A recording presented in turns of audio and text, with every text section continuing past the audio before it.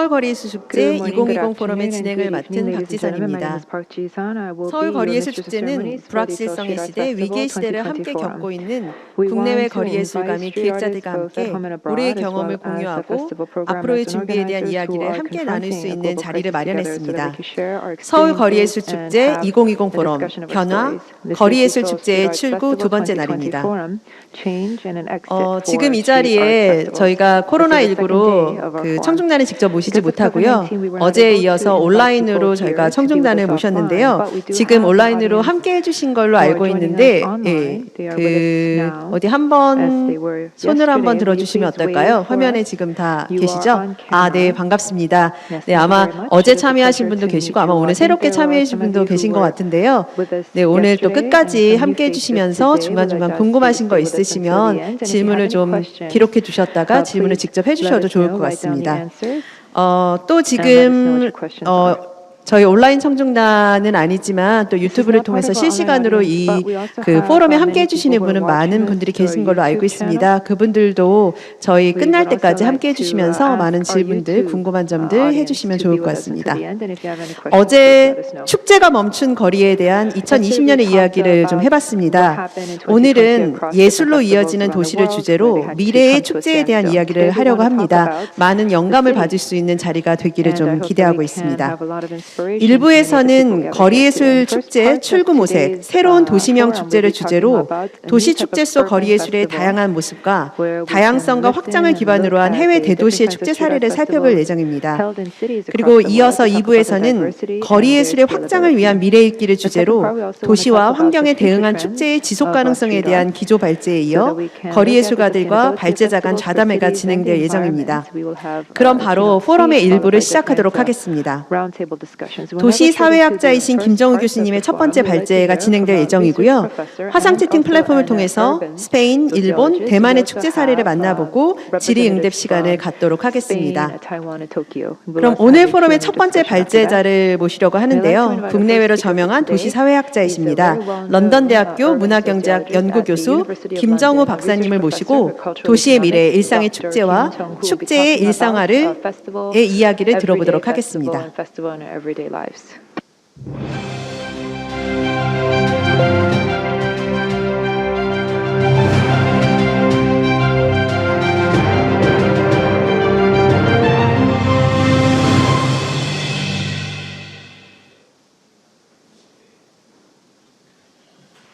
네, 한국에 계신 여러분 안녕하세요. 런던대학의 김정우입니다. 코로나19로 인해서 이렇게 온라인으로 인사드리게 됐습니다. 비록 온라인이지만 이렇게 좋은 자리에 여러분들 뵙게 돼서 반갑습니다. 오늘 저는 서울 거리예술 축제 포럼의 Today, I'm going to give a presentation as asked by SSAF, the title of which is The Future of the City, Festival in Everyday Life and Everyday Life in Festival. The presentation I will be giving contains 4 keywords, as you can see from the title. So city, future, everyday life, and festival. So centering around these 4 words, I want to share some inspiration with you. Let me start sharing my screen to show the deck that I've prepared. Just a second.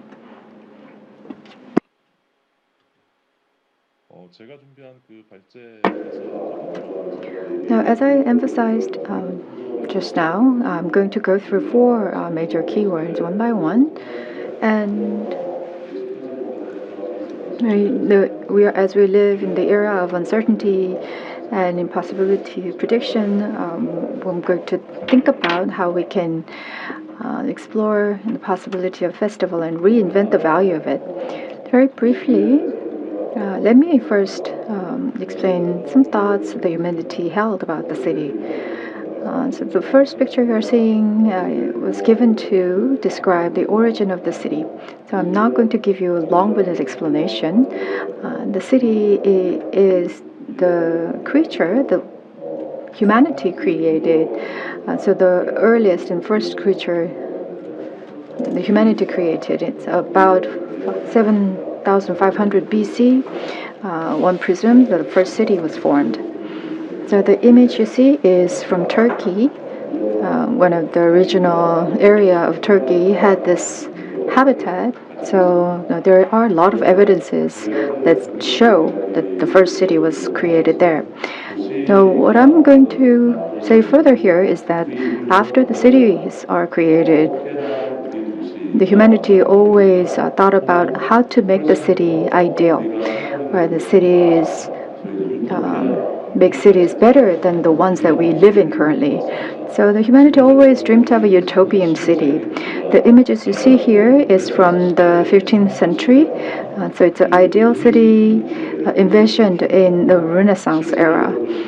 So these images were indeed realized in actuality. So these cities were created, but you might guess at a glance that the utopian city doesn't have a lot of people, pedestrians, and it is very symmetrical and it's very grandeur in its appearance.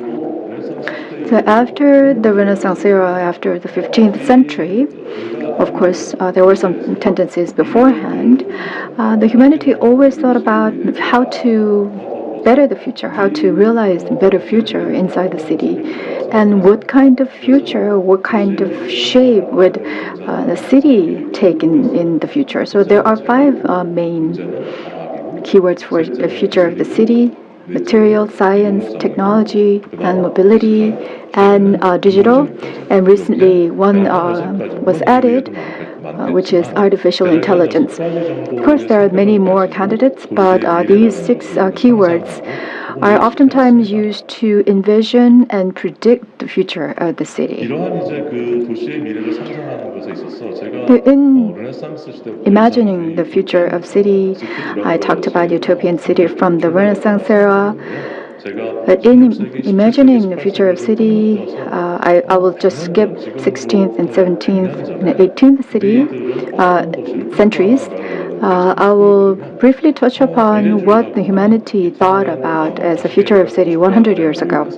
So the futurism was the most pronounced tendency from the gatherings of architects and scientists.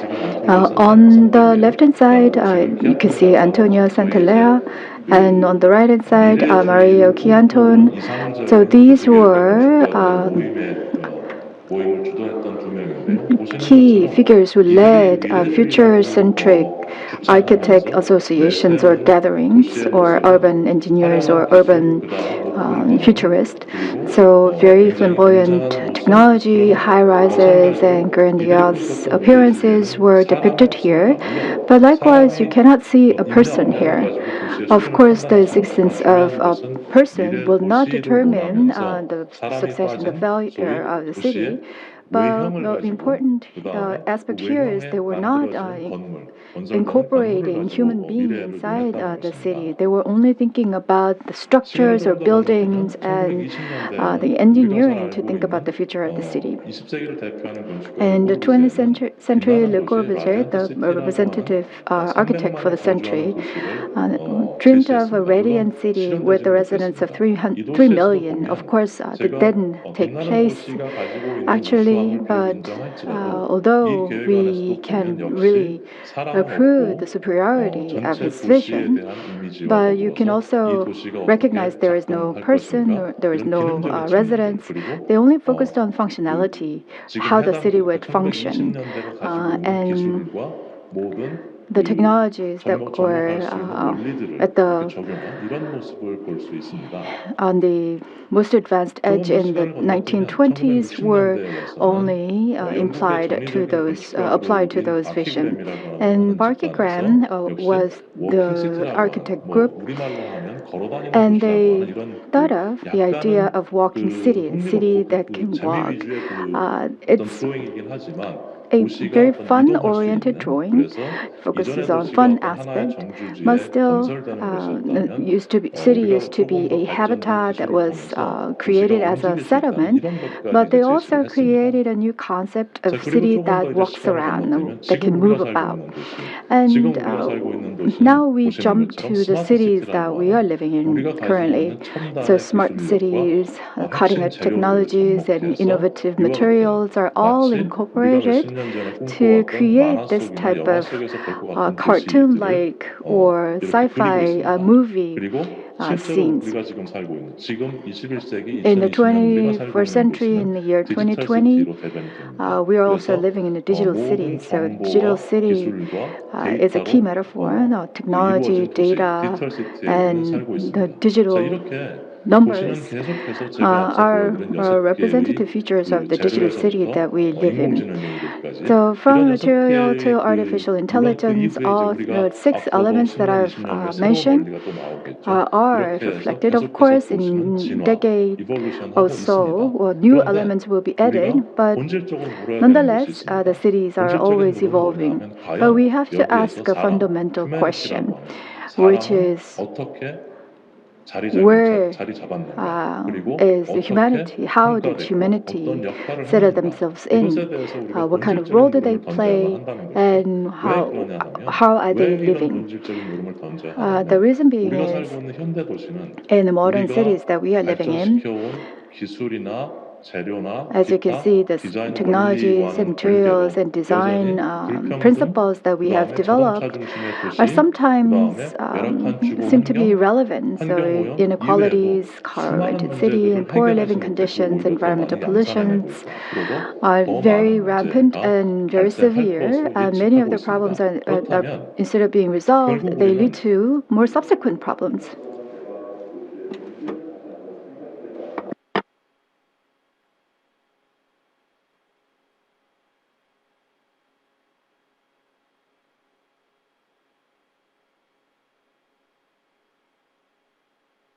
한번 생각해보고자 하는데요. 축제는 기본적으로 종교적 So 의미, 축제가 what 처음 출발한 does 것은 어떤 재래의식, festivals do? 그래서 So it started with the 축제의 제 자체가 religious 어떤 그 종교적인 의미를 aspect. 가지고 있습니다. So the festival 그리고 itself 당연히 contains some 이것은 religious 커뮤니티 안에서 aspects, 사람들이 and within 모여서 the 하는 community, 활동이기 때문에 people gather 사회적이고, together 그 다음에 to 축제라고 so 하는 it's of 것은 course 해당 지역이 social 가지고 by its 있는 nature, 모든 and 지역마다 가지고 있는 festivals 특성을 also 가지고 발전하기 reflect 때문에 unique 지역적입니다. attributes 그리고 of 당연히 different 문화예술, regions, 문화를 and it 기반으로 also 하고 based on culture 마지막으로 and art, 예술적입니다. 그래서 and finally it's 축제가 artistic. 처음에 인류가 축제라고 하는 행위를 시작한 So 이래로 when 축제는 the 늘 humanity started 종교적이고 the activity 사회적이고 of 지역적이고 festival, 문화적이고 they were 예술적이었습니다. always religious, social, regional, cultural, 여기에서 and 중요한 것은 artistic. 뭐냐면 What's 결국 이런 important 5 here 가지의 is 축제의 원리가 out of all 본질적으로 five 추구하는 principles 것은 of 인간성의 festival, 회복, 즉 인간성 all 휴머니티와 aspire 연관이 된다는 to 것입니다. 왜냐하면 종교, 사회, 지역, recovery 문화, of 예술이라는 humanity. 것이 우리 So 사람을 religion, 떠나서는 존재할 수 society, 없기 region, 때문에 culture, art 기본적으로 cannot 축제는 exist 그 apart from 본질에 인간성 the 휴머니티를 humanity. 바탕으로 So 하고 at the 있습니다. center, 그래서 five different 이런 aspects 휴머니티의 have humanity. 본질을 어떻게 우리가 So 해석하느냐는 늘 how we're 중요한 going to 문제인데 interpret 이제 the 현대 도시에 humanity, 와서 that's a 이러한 very 축제의 important 5가지 question. 본질적 의미 한 And 가지가 in the 더 festival, 추가가 in 되게 the modern 되는데 그것이 cities, 바로 비일상성입니다. have another 현대 addition 도시에서 of 축제는 a new element, 앞선 which is 우리가 말하는 non-everyday 근대나 life. 고전 도시에 So 비해서 in ancient 비일상성이 and 더 modern 강화되게 됩니다. cities, 그럼 왜 우리가 in 축제가 the recent 비일상적이다, histories 비일상성이라는 용어를 festival, 쓰냐 하면 modern 보시는 것처럼 cities have more 축제는 and festivals have more 우리가 non-everyday 일상적인 life 생활에서 aspect. 경험하기 어려운 Why is 색다른 that? So 것들, 이렇게 festivals bring to 일상적인 you something 생활에서 that you cannot 경험하지 experience 못하는 from 새로운 everyday 어떤 life. 그 출구 So 혹은 it can be 해방군 또는 a 스트레스를 해결하는 그리고 exit 참여와 or 참여의 window 방식도 for 일상생활과는 좀 liberation, 차이가 and 있는 the mode 이런 of 모습들 때문에 participation is quite 축제는 different from what 비일상적이라는 you 표현을 usually 쓰고 have in 실제로 daily 현대 lives. 도시에서 So that's 축제의 why I 비일상성은 mentioned not 훨씬 더 everyday life, and 강화되는 in modern 추세입니다. cities, the 그렇다면 festival's not 축제의 everyday life 비일상성에 대해서 aspect 우리가 is more 한번 amplified. 본질적인 의미를 다시 한번 So 되짚어 볼 필요가 we 있습니다. have to revisit the 축제가 fundamental principles of 비일상적이라고 하는 festival. 것은 If a 부정적 festival is 의미가 not 아니라 everyday 긍정적 의미를 더 life, 많이 가지고 it 있습니다. doesn't 그래서 have as much 일탈이다 negative 이것은 connotation 어떤 as 사회에서 positive ones. 반사회적인 일탈이 아니라 So it's 긍정적 not 개념의 a 일탈이고 anti-social 그 다음에 deviation, it's 우리의 positive 정체성을 인식하는 deviation. 행위이고 It 그 is an 다음에 act of recognizing our 공동체를 강화하는 identity, 행위이고 and it 나아가서 is an act of enforcing community, and it's of course a form of communication between artists and citizens, and between citizens and between artists. So non-everyday life aspect of festival is not negative. It is very positive and rational, and it is idealistic to a certain extent. So non-everyday life aspect of festivals are ironically contributes to recovering the everyday life value of the lives that we lead. So festival being deviation or departure from our everyday life, it helps us recover the humanity aspect that sometimes we lose sight of in our busy lives. But nonetheless, festivals face a lot of criticism, limitation, and challenges. So I'm just showing a few images here. Festivals we think of in the modern cities are sometimes very childish and less participated, and sometimes it shows some level of bigotry. So many of the festivals only tend to be trendy and spontaneous and close communication and very formal. So the positive aspect of fundamental festivals, how can we link that to the festivals that we see nowadays? So to present a solution to that, I proposed the title, Festival in Everyday Life and Everyday Life in Festival. So that's what let us reinterpret the fundamental value of festival, and it can give a new opportunity to resolve limitations of modern festivals. And how can this be? Festivals can come deeper into our everyday lives. As you can see, as we take a rest in the park, maybe having a meal can be a festival, or wedding or engagement party can be a festival. And in there's a site for factories, in the markets, or dancing, and inside the museum, citizens gather together to have flea market. So anywhere, everyone, and anytime, a festival can take place. So these are different forms of festivals in everyday life and everyday life in festival. So a few images that I've shared, you might think you cannot really draw a clear distinction between daily lives and festival. So daily lives become festivity, and festival becomes part of your everyday life. So festivals come deeper inside our lives. So what I want to emphasize in my talk today is that non-everyday life aspect of festival and everyday life aspect of the festival should be conjoined together more closely. So up until now, festivals tend to be very huge departure from our daily lives, but we are facing an imperfect appearance or aspects of modern cities. As we recover everyday life value of the urban life and festival, we can ultimately, when we join this together, we can ultimately move towards the healing and hospitable city. So these are not newly coined phrase, but this is something that we need desperately nowadays. And in achieving this healing and hospitable city, festivals can play a very instrumental role. Festival can be a key to finding a solution to our cities suffer from. So that is the key message that I want to leave you with. And the final question I want to leave is, what is your festival? What is festival to you? And inside your heart, what festivals are there? And up until now, the festivals we have created are always very flamboyant and glamorous and grand in scale. But in the wake of COVID-19 and more crises that might waiting us, we have to go back to the fundamentals of the festivals, and that will be key to the solution of the problems of urban cities and festivals suffer from. So with this, I want to conclude. Thank you. 네, 감사합니다. 일상의 축제와 Thank you very 축제의 much. We talked 일상화라고 하는 about 주제로 저희에게 festivals in 각자 our 우리의 daily 축제는 lives and 무엇인지라고 everyday 하는 질문을 festivals. He 던져주셨습니다. asked 네, the 저희가 question, what 이따 do 토론 festivals 때 mean 우리 to 모두는 us? 각자 어떤 I think 축제를 that in the 꿈꾸고 어떤 panel 축제를 discussion 가지고 we can 있는지에 have a 대한 이야기를 좀 discussion on what 나눠보면 it 좋을 것 is we really 같습니다. want our festivals 네, to look 이어서 like and what we 도시 want from 공간에 our 대한 festivals. 관심을 We'd now like to 바탕으로 move 여러 on to 축제 및 talk 예술 about the 단체들과 different 함께 일하고 있는 festivals and artistic 독립기획자 groups that work together 임현진님께서 with Lim 도시와 Hyunjin. It's an 축제, independent 새로운 planning 상상 찾기를 professional. Talks 주제로 about 이야기해 cities and 주시겠습니다. festivals in search of new imagination.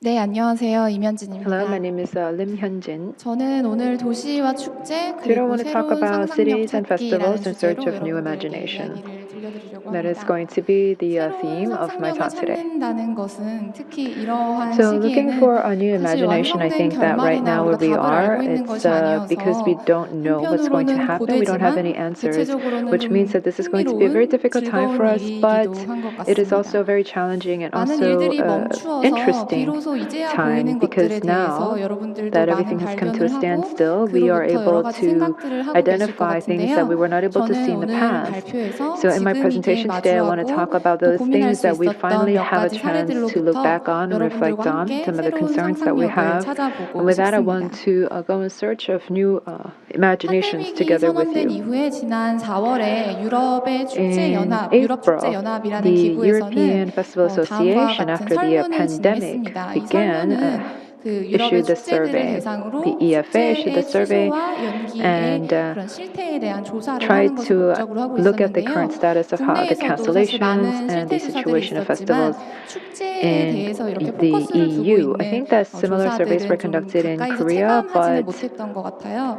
they were 저는 이 not as 질문들을 좀 in-depth and thorough 살펴보면서 as 이 the ones 질문에 that were 어떠한 conducted in the 시사점이 EU. 있는지를 So I 좀 want to look 공유를 at the 드리고자 questions here and 하는데요. try to identify 먼저 some 노란색으로 implications from 표시한 these 부분들을 questions. 제가 한번 I want you to 읽어볼게요. look at these 이번 사태로 questions that 인해 were shaded 어떠한 in yellow. 것들을 새로이 So what were the 인지하게 new 되었는가? ideas that you 이런 were able to 교훈들이 become aware of 축제의 7년 because of this 뒤에는 situation? 어떻게 작용하고 And 있을까? how do you think these 이번 lessons will play 사태로부터 out 7 years from 긍정적인 now for your 변화가 festivals? 있다면 If there are any 무엇일까? positive changes because of the pandemic, 이 what are they? 질문만으로도 여러 I 가지 think that 생각들을 좀 just 이어갈 수 these 있었던 것 questions 같습니다. alone can 오늘 이 allow for a lot of 설문의 food for 결과를 자리에 thought. 들고 나오지는 I 않았고요. didn't bring the survey 유튜브로 results 관람을 with 하시는 me today, 분들께는 링크로 but I would 설문에 like 대한 좀 더 to 자세한 내용들을 share a 살펴보실 수 link for 있게 our YouTube 안내를 audience so that you 해드리겠습니다. can go click on 이 that link and find out 질문들, more 특히 about the 제가 survey. 표시한 노란색의 These questions, 질문들에서는 especially those questions that 저는 I've highlighted in 예술가 yellow, 그리고 I think are very 축제, important for 공공간의 artists, 역할과 festivals, 관계에 and 대한 이 public 사례들을 organizations. I think that the roles of these different entities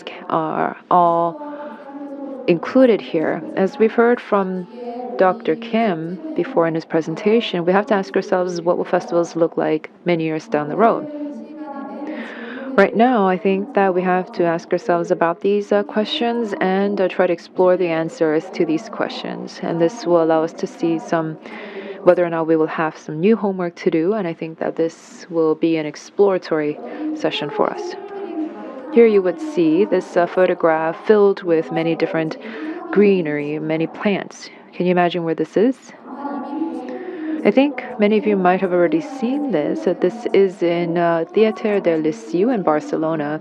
This is from a chamber orchestra performance that was held there. About 2,000 plants, potted plants, were placed around for the audience because audience members could not come here because of COVID-19. The chamber orchestra, they played here, and this ensemble performance was broadcast for a live online audience. This shows that the city of Liceu is very committed to having culture and the arts despite the pandemic, and they were an advocate of culture and the arts despite the pandemic. These plants were donated from a children's nursery nearby, about 2,000 or so, and after this concert was over, they were donated to hospitals and nursing staff working for COVID patients. The theater, in organizing this concert, wanted to try to highlight the importance of a relationship with nature, especially in these very challenging times. And they wanted to do so in the name of art and culture. 여러 가지 논란도 있었는데 I know that it was also controversial because people asked, where did these plants come from? Isn't this also wasteful? But I think that this was a way for the theater to try to explore new directions forward in the light of the pandemic. Next, this photograph was taken in a square in the US. It looks like these people are engaged in drawing graffiti, and it looks like there's going to be an event or festival here. 2020년 6월에 In June 2020, this picture was taken in a street in Washington, D.C., written Black Lives Matter. 워싱턴 DC 시장이 지금 사진에서 보여주시다시피 As you can see, Washington, D.C. here, 블랙 라이브스 매터 광장으로 this Black Lives Matter plaza was renamed by the mayor after the death of George Floyd in the U.S. A lot of protests and demonstrations were held across the U.S., and this plaza was renamed as Black Lives Matter here in Washington, D.C. So we wanted to know what kind of administrative process is necessary to change the name of a plaza. I don't know who is in charge of that. I don't know who is responsible, but the fact that many people came together, that they were able to make their voices heard, and this space, this plaza, was made more symbolic by this movement. And I think that this scene is very evocative, more artistic than any sort of artistic project that I could have seen. I think that this scene is something that we can tie in to our artistic ideas, because even in the midst of all of this chaos that's completely unrefined, the square and the plaza has the power to try to create this enormous movement. So I think that the role of squares and plazas is to be a medium to allow the existing voices to be heard better. 이어서 조금은 작은 Next, this is a smaller scale project 공간들을 탐색하고 있는 작업에 where a project is exploring different spaces in the urban sphere. This picture is taken on top of a rooftop of a villa building called In Own Space here in Seoul. Theaters and galleries are usually the places where creators and artists can explore their creative expression. 9 artists from Japan, Thailand, and Korea came together to try to experiment with their artistic practice and try to communicate their art through online means to the audience. 서커스와 무용 분야에서 활동하는 I think that Eunra Kang, Han Eun-min, and a total of 9 artists who are also in the circus medium. They gathered together to create art and share art. They created these solo projects. They were inspired by what the artist ahead of them did. They were inspired, but they did not have any prior discussions about what they're going to do. So one artist would engage in art, and the other artist would watch that and be inspired by that, and this would inspire sort of a chain reaction across the different artists. And this would not have happened without COVID-19, but these artists were brought together because of the pandemic, and they're able to identify these new connections, and their own space and their own different practices were used together and shared widely. I think that their ideas and this new sort of experimental methods allowed for them to express themselves in a completely new space, meeting the audience in a completely new way. But this was an opportunity for us to see that their different spaces were all connected together, and they could still engage in solidarity despite the fact that they were not physically together. This next picture is from Copenhagen in Denmark. In Copenhagen, there is a place called Metropolis, and there's an art festival that is held there.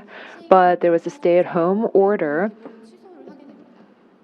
which meant that the festival was canceled. Because the festival is not able to go on as planned, what they did was they came up with a new sort of urban or city residency, and that's the picture that you see in front of you. This is called Walking Copenhagen. About 100 artists participated here for about 100 days.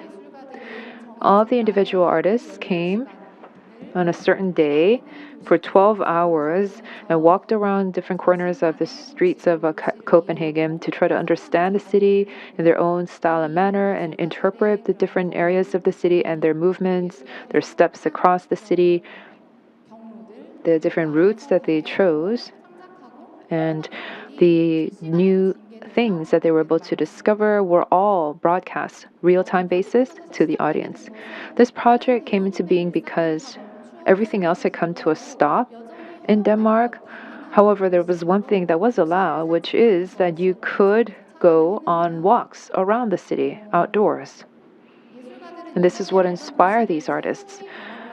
These artists had their own different methodologies on seeing the world, but they were not able to try to use that to try to come up with a new proposal in theater, dance, video, records, archiving, performance, and memory. They were able to engage in different projects. It's almost like they came up with 100 different ways on how to explore the city and how to walk the city. This video was later shown online and that was downloaded about 335,000 times, where the audience members were able to see that this is a completely new way of taking in the city where they had lived in. This was very positively received by the audience. It was also seen as a sort of emotional map of the city of Copenhagen. The artistic director explained it as such.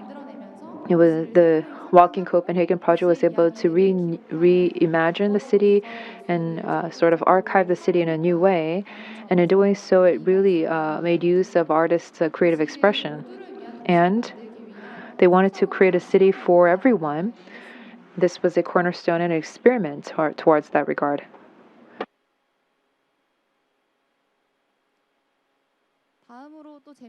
Next is another very interesting picture, as you can see here, from New York's Brooklyn. As you can see in the back, this is very, very familiar scene for most of you, but you would see that there's this one person who's walking on what looks to be an office, and it's a floating office. Improv Everywhere is a performance arts group based in the US. They said that this is New York's most socially distanced office. That's the title of this project. Improv Everywhere goes to public spaces. They try to bring art to these public spaces to force people to look at the city in completely new ways and try to facilitate a public mission and public participation.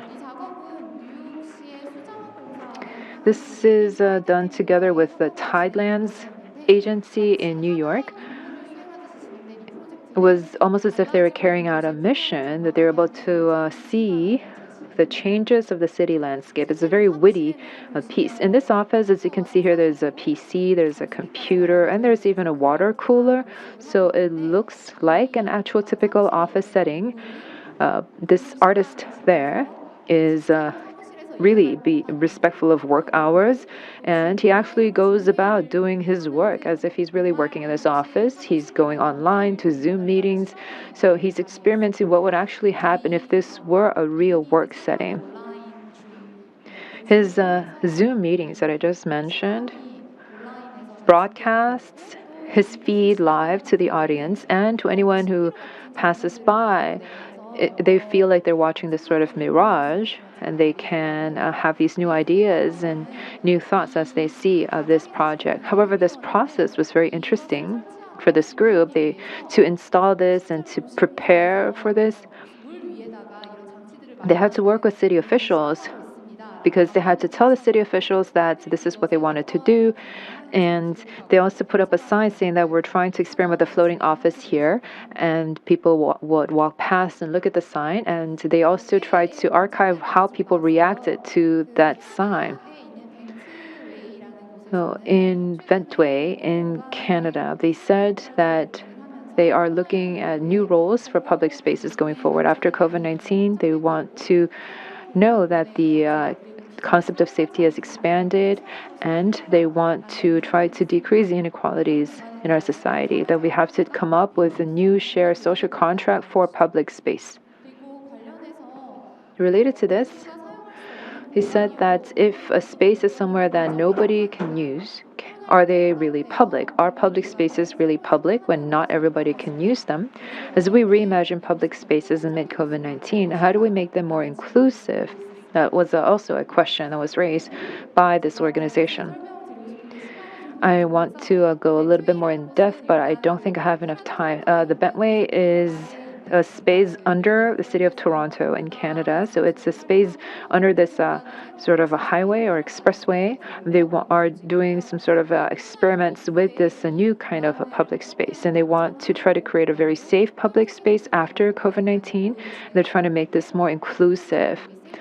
And the project is called Safe in Public Space.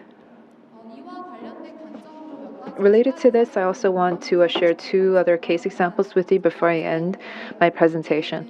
This first program that I want to share is General Kunst Picket Line project. Right now, we feel that we have lost access to many of public spaces, but these public spaces, there were many people who did not actually have access to the performances and different programs that were on public spaces. This picket is positioned in different areas of the city. I don't have a lot of time, but just one more thing is this is also something that was mentioned yesterday, but this is installation art work that was shown in Greenwich Festival by Luke Jerem in memoriam. And I was really interested by this because even despite of COVID-19, for those people who were able to get to the festival or those who could not, that there was a new program called Accessibility. 또 음성 해설 등을 같이 덧붙이면서 음향이 두 개가 같이 축제가 동시에 들어오는 대상으로 하고 관계로 있는 통역 제공이 고객들이 어렵습니다. 현장에 존재할 수 있는 이들만을 대상으로 하는 것이 아니다라는 걸 굉장히 강조하고 강하게 And this is a work that really tried to bring that to the fore. If you get to the website, you can see how this program accessibility is structured. This is going on to the last site. I think that recently we've been hearing a lot about situation-specific works on how we read the city and how we imagine the city. It's all done by where the city is, and we have to recognize where we are within that city framework. And in that regard, diversity and inclusivity are some of these various new approaches that we have to imagine because they can really help to amplify our imagination. Thank you. I will conclude with that. Yes, thank you very much. In a short time, you have given the presentation. I think you had more details that you wanted to share. So everyday festival in everyday life, that was also exemplified in your presentation with a lot of examples. So we will continue on the discussion during the Q&A and discussion session. So we're going to look outside the country and the overseas speakers cannot be present here because of the pandemic. We're going to invite them or online. First, we're going to invite someone from La Merced. Anso Leibao is a long-standing figure in the artistic team from La Merced.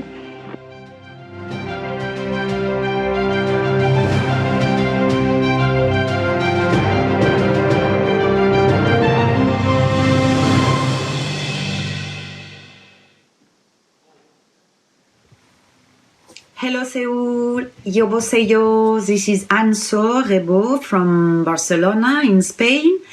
First of all, I would like to thank very much Seoul Street Art Festival to invite me to make part of the forum. I'm very happy and thank you to Jong Yeon Yoon. I'm going to introduce myself. I have this double profile that I'm French living in Spain for 21 years, and I'm based from between Barcelona and Paris. I'm working with a festival, with La Merced Festival in Barcelona.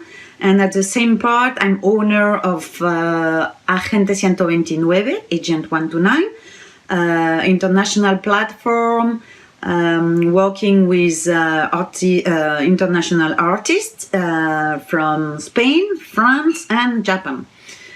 We had chance to be invited in Seoul Street Art Festival in 2017 with Group Labs.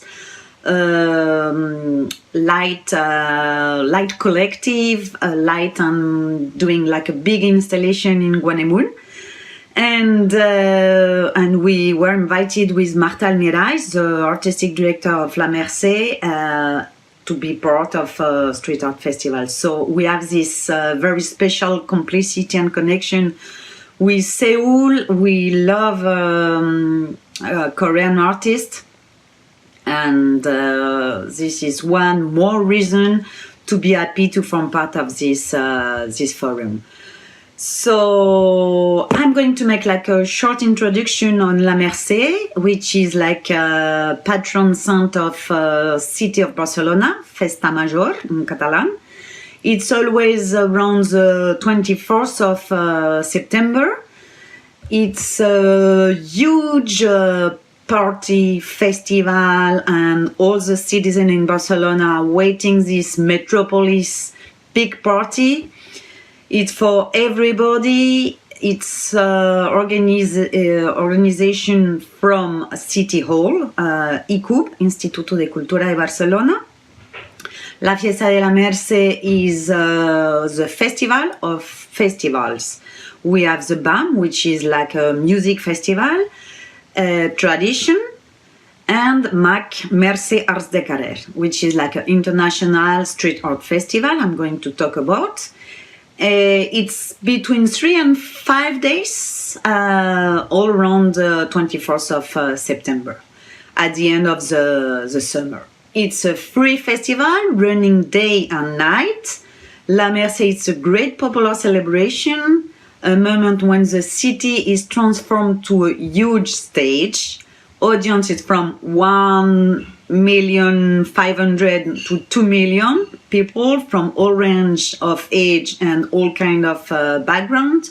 It's more than 600 activities in show, 2,000 artists and performers. It's more or less 18% of audience is from abroad. And it's promoting local and international quality artists. La Merced is based on diversity, which means like multitudinous, artistic, creative, innovative, festive, traditional, musical, participative, and it's all for free.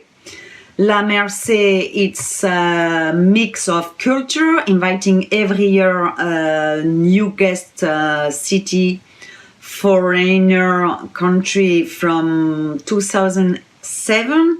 So we had like Quinto, San Petersburgo, Montreal, we had Lisboa, and so on. And this year we were supposed to invite Cuba, La Havana. But as you can imagine, it was not possible. Diversity because of pluridisciplinary. It's music, dance, circus, technologies, all mixed. It's all kind of formats, from the small, medium, big show. From tradition to the most contemporary, the festival has maintained its essence while becoming renewed. So really the work of Marta Almirais, the artistic director, was to base in a very strong tradition, but at the same time to be like very fresh, very contemporary, and very actual. Local to international, that we really work from local association, artists, companies, international, very well-known artists. Impression of La Merced, I'm going to leave you with a short video of 3 minutes, very well done, that you are going to be Enjoy it.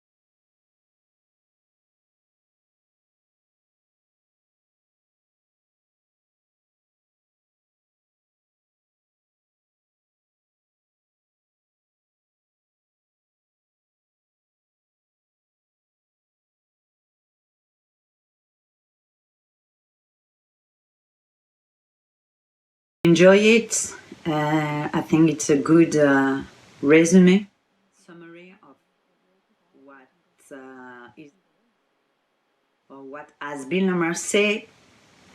And so this very special edition 2020 happened. So I would like to introduce you the poster of this year that you have on this slide. This poster makes reference to the low-cost plague of 1687, where people prayed La Patrona de la Merced of ending the epidemic. So today again, we are hoping for a miracle. Miracle. I repeat, miracle. So it was like a challenging edition, this 2020, based on health, adaptability, responsibility, flexibility, passions, previous work, care for the artistic. Never forget it, in the context of COVID-19 pandemic, we had to come up with alternative ways for the celebration, focusing on two main objectives. Avoid formation of crowds for a special model had been designed, maintain the activity of the city's cultural sector, mean generating a minimum of activities that this sector really needs to continue sustain, living, existing. Adaptability to a new normality, version 7, it took 7 runs for the final model that complied with strict sanitary measures, space limitation, capacity control, and artistic programmation. In fact, we adapt the artistic program of La Merced, with shows that were previous for La Quincena Metropolitana. Festival was supposed to take place in March, and Mon Libra in April. Both festivals form part of the City Hall it's the same organizer. Barcelona as guest city instead of La Habana. So we did like a special local programmation and local and national programmation. COVID compatibility shows, vertical shows, show who permit to watch from far away. So we increased the team, hiring new staff, monitores, which guides the audience. We had to create a special link with the audience. We contract collectives, which welcome and refer the audience to the monitores. And we had to shorten the program from 10:30, 11, depending on parks, and 10 p.m. The sites are enclosed parks. This is like very new because La Merced usually it's very open, but in this case we had to close. We increased the number of collaboration of parks and districts. As you can see, 9 parks instead of 5. It took time and work to calculate the number of audience able to see. I mean, able to see because of the distance protocol, but at the same time, respecting the visibility and the good visibility for the spectator, looking from the spectator view. Perimeter spaces with limited seating and pre-established situation for the public that guarantee safety distance. Create a light signal for a better view at night. In here you can see like the map of the 9 districts, so from Ciudadela, Joan Miró, and all parks has like more or less speciality. We had like a young for young programmation for kids, more dance, more theater, and blah blah blah. We had to make like a very precise calculation about audience, respecting the times they were coming in, arriving, that not more than 60 people meet in the same entrance, that they never cross. So I show you like a picture of audience pre-located. So the audience had to pre-book tickets through the website. So we did like a very few publicity, filling in the website the names, the surname, the phone number, and they receive like entrance with the QR code. All it was all sold out before beginning the festival. And we had to adapt the entrance, we had to adapt the circulation of the audience inside of the parks, the way out. So really it has been like a walk hand-to-hand with the monitores and with the artists. I mean, it was like more, complicity was like the rule number 1. Every single people, artist, staff, photographer, press, anybody who was going in had to be registered and had to be allowed to go in. Example of audience we have in the next slide in here, so that we have example of the timing, very precise, no? Coming every 15 minutes, we had people going in. In the right side, you can see the circulation of the audience.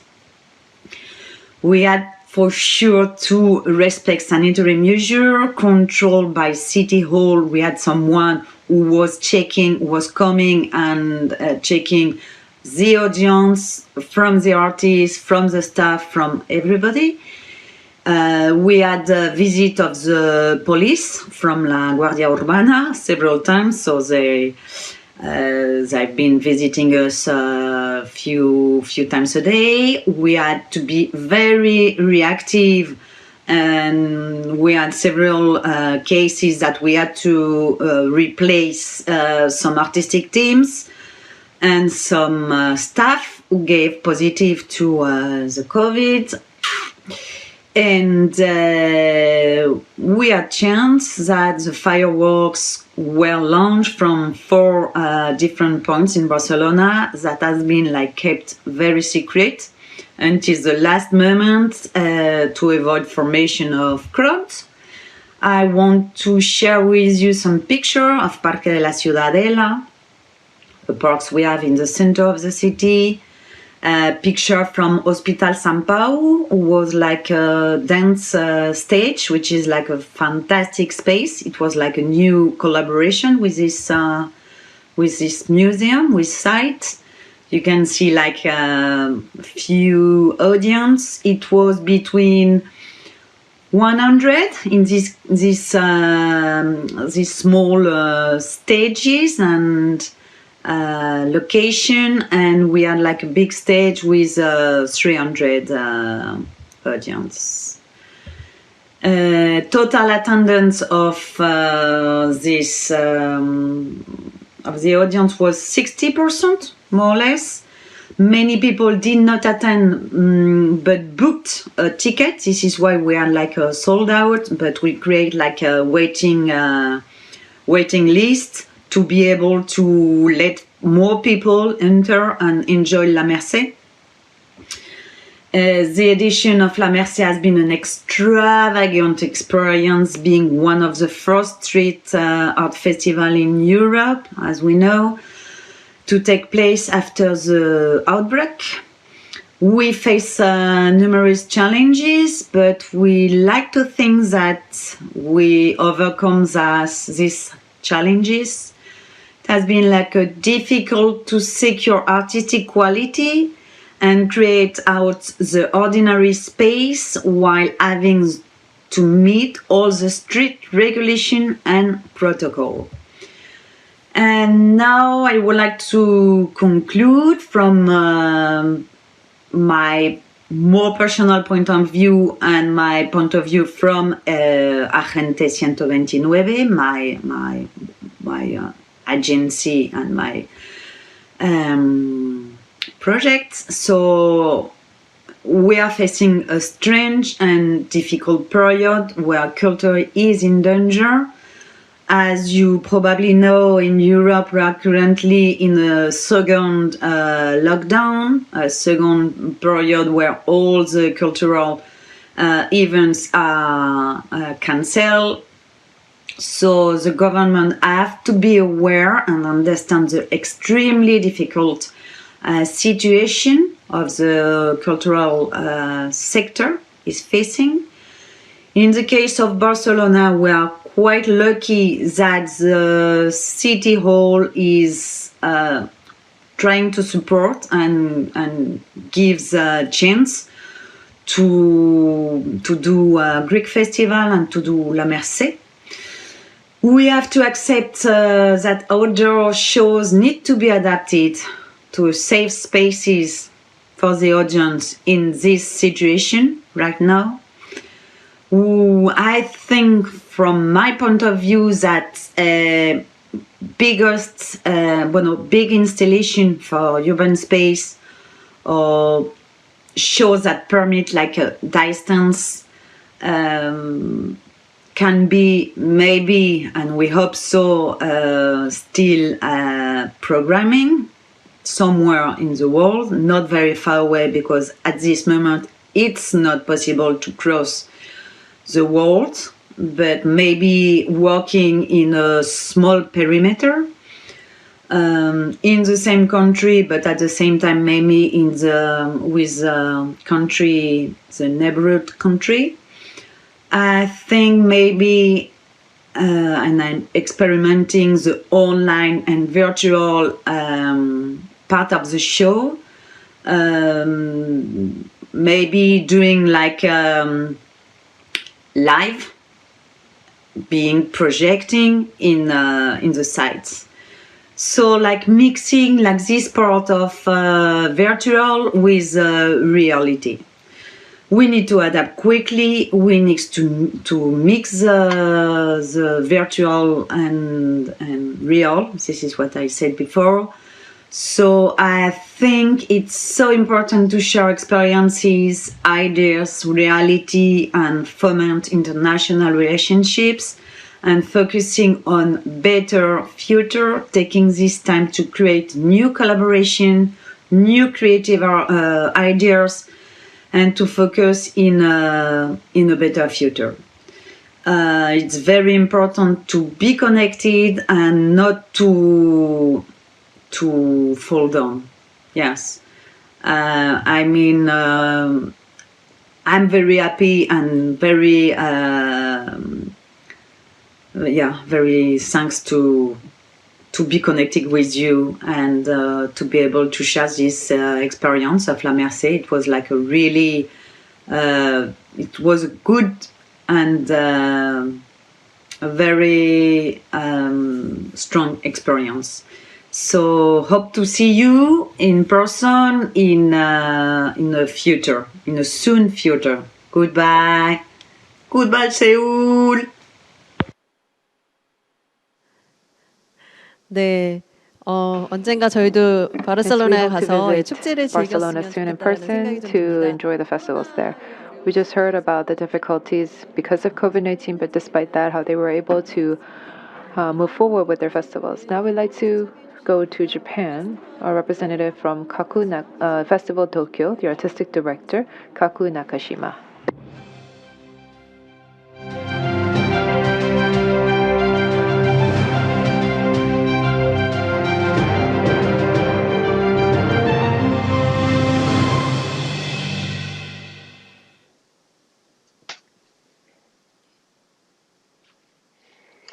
Hello, I'm Kaku, Director of Festival Tokyo. Thank you very much for inviting me to this forum. I'm really glad to have an opportunity to get to know each other with other people, especially under this difficult circumstance of pandemic this year. Thank you very much and nice to meet you. I would like to introduce our festival, Festival Tokyo. It's an international performing arts festival started in 2009. But before that, we have a long history under the different names. So initially, our festival started in 1988. We changed a few times the name of the festival. And anyway, our festival happens annually in autumn. Now it's in very middle of the festival, this year's edition now. We have 10 days to go. Based in Toshima City, it's part of Tokyo. And now the Festival Tokyo is under an umbrella, under a bigger umbrella of Tokyo Festival. It's a bigger frame by the Tokyo Metropolitan Government. So now it's, I'm afraid it's a bit confusing. Festival Tokyo is part of Tokyo Festival. Our programs consist of theater productions, site-specific works, outdoor programs in a city, and interdisciplinary works, and various kind of collaborations, and artists from overseas and domestic. Let me show you some images of our program focusing on the outdoor programs. Yeah, this one, it's a performance in a public square.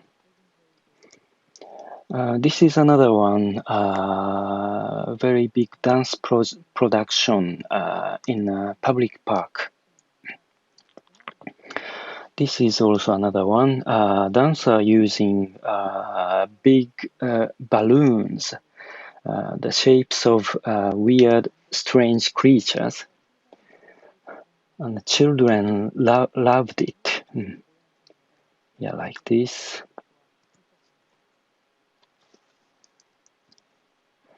This is a reading performance of poetry. He is a photographer and he also writes poems. And he reads his own poems in a public space. And there are a sound designer beside him with speakers. And the sound designer played the very, very loud noises to erase and wipe away the voice of performer.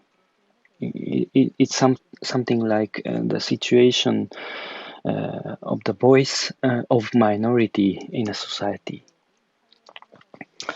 This is a tea ceremony site-specific performance.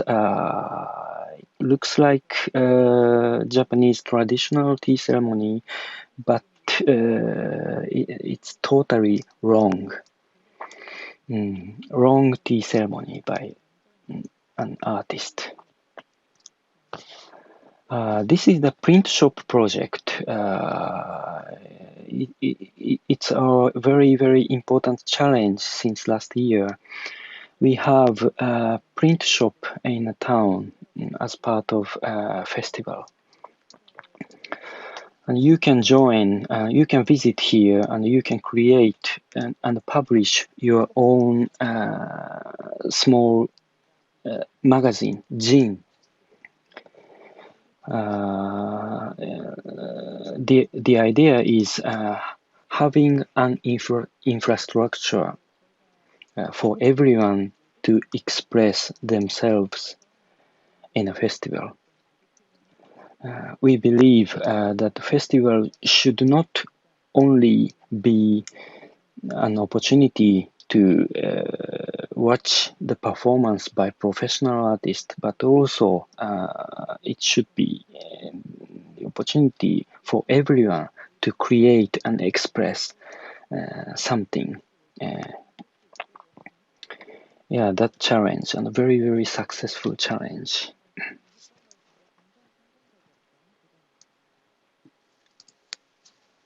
And this is a performance, a dance performance at the square in front of the station. This is a collaboration of scenographer and local shopping street. A collective of scenographers did research in a local town, and they design a kind of performance in a public space, inviting dancers and playwrights, musicians, and also local people.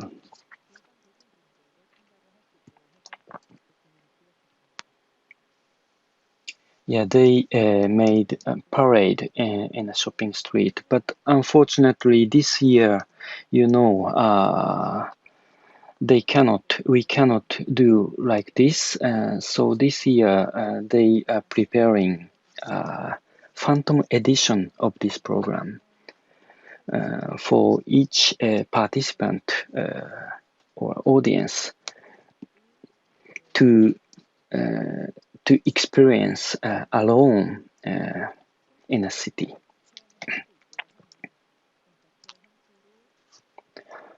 This is another one. An artist brought tent house, small coffee shop. An artist brought it from Indonesia to very noisy, crowded town in Tokyo. It's something like a shelter or an oasis in a city. Open doors. One of the most important spirit or idea for a festival is this, open doors. Former director of the festival, he repeatedly said, art can open doors differently from politics and economics. I totally agree with his words. Art can open doors differently from politics and economics. Of course, art is actually part of politics and economics, and sometimes affected a lot by politics and economics. But we can open various doors in a different way, in a different fashion. That's very important function, I believe, mission, I believe, of the art festival. And as an organizer of a international art festival in a big city like Tokyo, recent year we realized that we don't know enough about localities of Tokyo. Our point of view became too big, too broad, and we cannot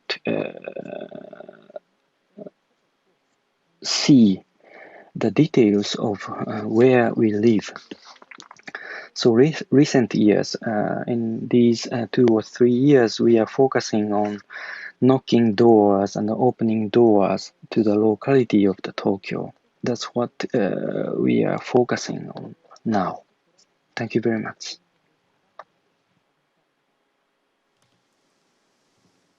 네, 감사합니다.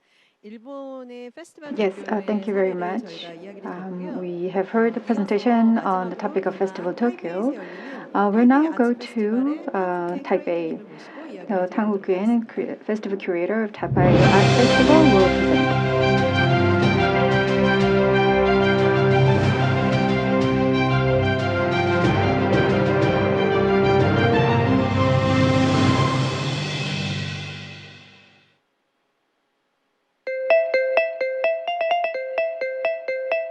今年呢，我希望大家会陪着艺术家，走到一个去反思 super 这个艺术，让我们一起重返剧场，过一个 super 的台北艺术节。我觉得还是回到这个制作本身，就是它超越吧，它突破了这个疫情给我们的限制，就是在网络的情况之下，还是让艺术节有一个国际共创的节目，我觉得相当不简单。然后这个应该也算是可以成为典范。所以这个过程其实还蛮有机的，想要借由就是可能历史以来一直不停的都会有不同的灾难，可是在我们这一次的灾难的时候，我们怎么样去回顾，一直以来在有一个问题的一个关系。这个真的不容易，如何在这个自然而然的过程里头去拆解它，然后去解构它，然后再从这个结构里头去转化成为他自己在这个当代身体里头他的语汇，我觉得这很有文化底蕴的一个作品，非常完整，然后整个表达的各种内容跟形式都非常自由。我们一起学猫叫，一起喵喵。我觉得蛮有趣的一点，就是因为宗教性这些东西，它本来就是很强的身体感，不管是跪拜的姿势啊，还有我们在上半场看到那个萨满仪式的鼓声跟身体，那我觉得在剧场里面重现这件事情，我觉得就有当代艺术的意思在里面，这样子。背景上，我们正在播出为形式演绎的物质，然后是精美的辅助，我们的骨感会被全面放大。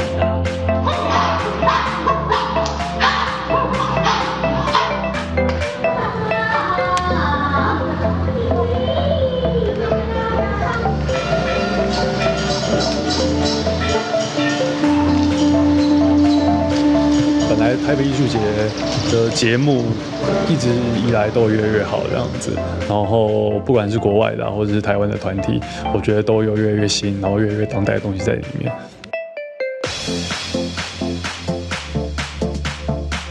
Chance for different helps a more just, better world. As the system in reality begin collapsed. 我就开始想象，这个艺术节是不只是有很多人在表演，或者是当代的舞蹈，它可能是有一个电影的一个艺术节。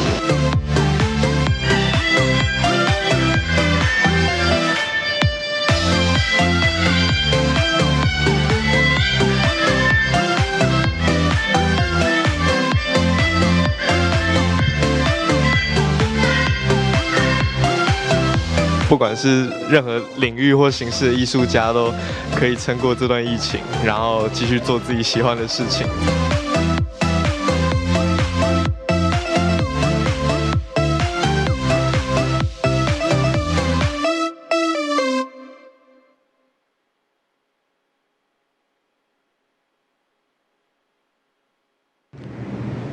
안녕하세요.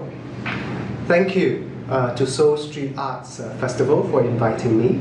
My name is Thankful Quen. I'm the curator of Taipei Arts Festival.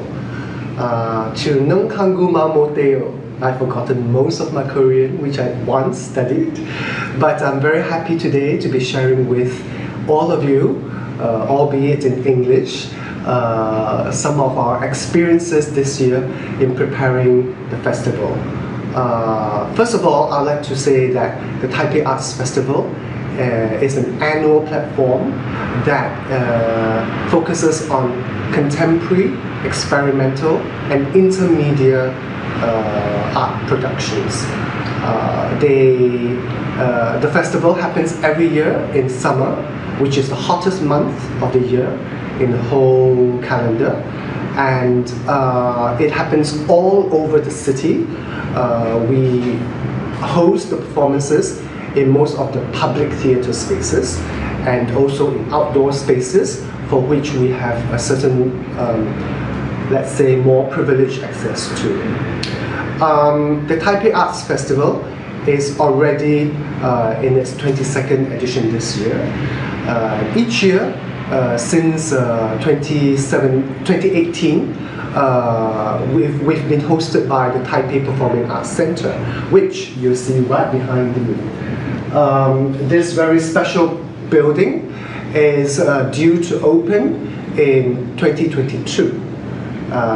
There'll be a whole spate of activities that will happen from the beginning of 2022, culminating in the summer of 2022. In this moment, we will join the whole world. We'll invite the whole world to join us in celebrating the birth of a very huge new art center that will activate many more new productions and new artists from Taiwan. So, like I said, this year in 2022, we were very lucky to have a real physical festival happen. I would like to recap a little bit that in March this year, there was the outbreak of the coronavirus, but very fortunately, the Taiwan government managed to control the pandemic, and hence we in Taiwan never once experienced an entire closure of the theaters. From the start, from the outset, we were limited to no more than 100 people assembling inside the theater and no more than 500 people in outdoor spaces. And then in around June, July, the government decided to open all the theaters to full capacity, and hence we were all functioning as normal, being quite, once again, an exceptional instance to the rest of the world. In preparing the festival, we've had to overhaul many programs. We present both local and international contemporary productions. And this year, because we've had to cancel many of the big-scale international groups, so suddenly we found ourselves in March having to revision our program and to respond specifically to the conditions of the pandemic. Now, like I've said, we were very lucky. We were still able to enter the theater while the rest of the world wasn't able to. In re-envisioning the new program, I was quite insistent not to enter online programs like many of our colleagues and other festival platforms all over the world were engaged in. Simply because we have the privilege of entering the theater. So the challenge therefore became how to formulate a festival with a pandemic program that could bridge both online or remote participation of international programs with presentations inside the theater. Yeah. So this very interesting challenge was how what I foresee would be the forthcoming challenge for many of our festival platforms all over the world, as you try to kind of struggle between live and the digital. Yeah. So in the festival this year, we programmed around 5 shows that were testing different kinds of possibilities of this of what we can call the avatar performance, meaning how to the challenge to artists was to find a kind of transmission, a special mode of transmission that could mediate between the live and the present.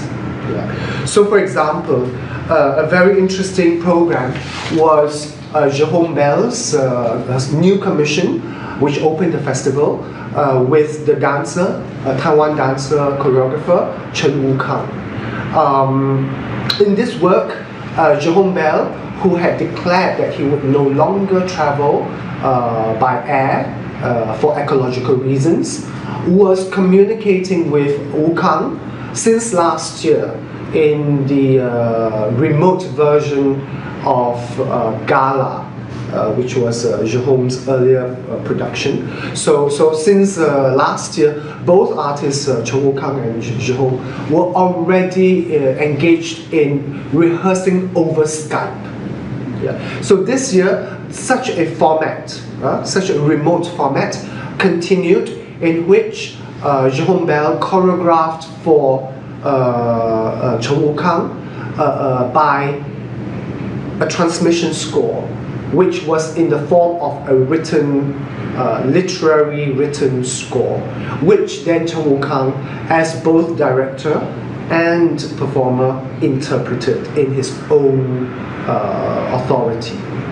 So this kind of, like I said, a kind of special interface. In this case, the score of Jehom Bell being then just passed over, and then almost with very little communication. It was simply such a format that then allowed the local artists to reinterpret and to reconsider the score and to localize the author's vision according to local contexts and local materials. Another very interesting work was Manila Zoo by the Filipino artist Isa Jackson. In Manila Zoo, Isa continued her critique of the Disneyland empire, in which many Filipino entertainers, dancers are employed to become Disney characters. And in this year, her Manila Zoo was exactly talking about the empire of Disney hiring entertainers to perform as animals. And coincidentally, in the Philippines, it was under a military lockdown by the military government, and hence the citizens, including the artists, were actually locked into their own homes. So in their various home settings, all 5 performers were performing from their own bedroom or living room, and they were at the same time alluding to the whole kind of zoo condition of the lockdown and of the Disney regime, into asking how through Zoom, right? This could also be a method, a workable format in which we could present inside the live theatre. So the click is this: it is not just Zoom online, but it is presenting Zoom inside the theatre. Yeah, and so then we had a very interesting moment when the work became almost like an expanded cinema piece. At the same time, it's online, live digital performance with interaction with the live audience. So all this created really quite a spectacular, a new genre of performance, and of where spectatorship is being challenged. What we're sensing, what we're observing, and how we are invited to be in the distance, and how the audience also enters the work as if it is captive in the same zoo ecology that the performers were held in. So what I've just described is 2 instances where live and digital formats, or the matrix, both sets of matrices were trying to come together to create new ways of allowing and enabling international productions to take place. We do not know next year what those pandemic conditions would become.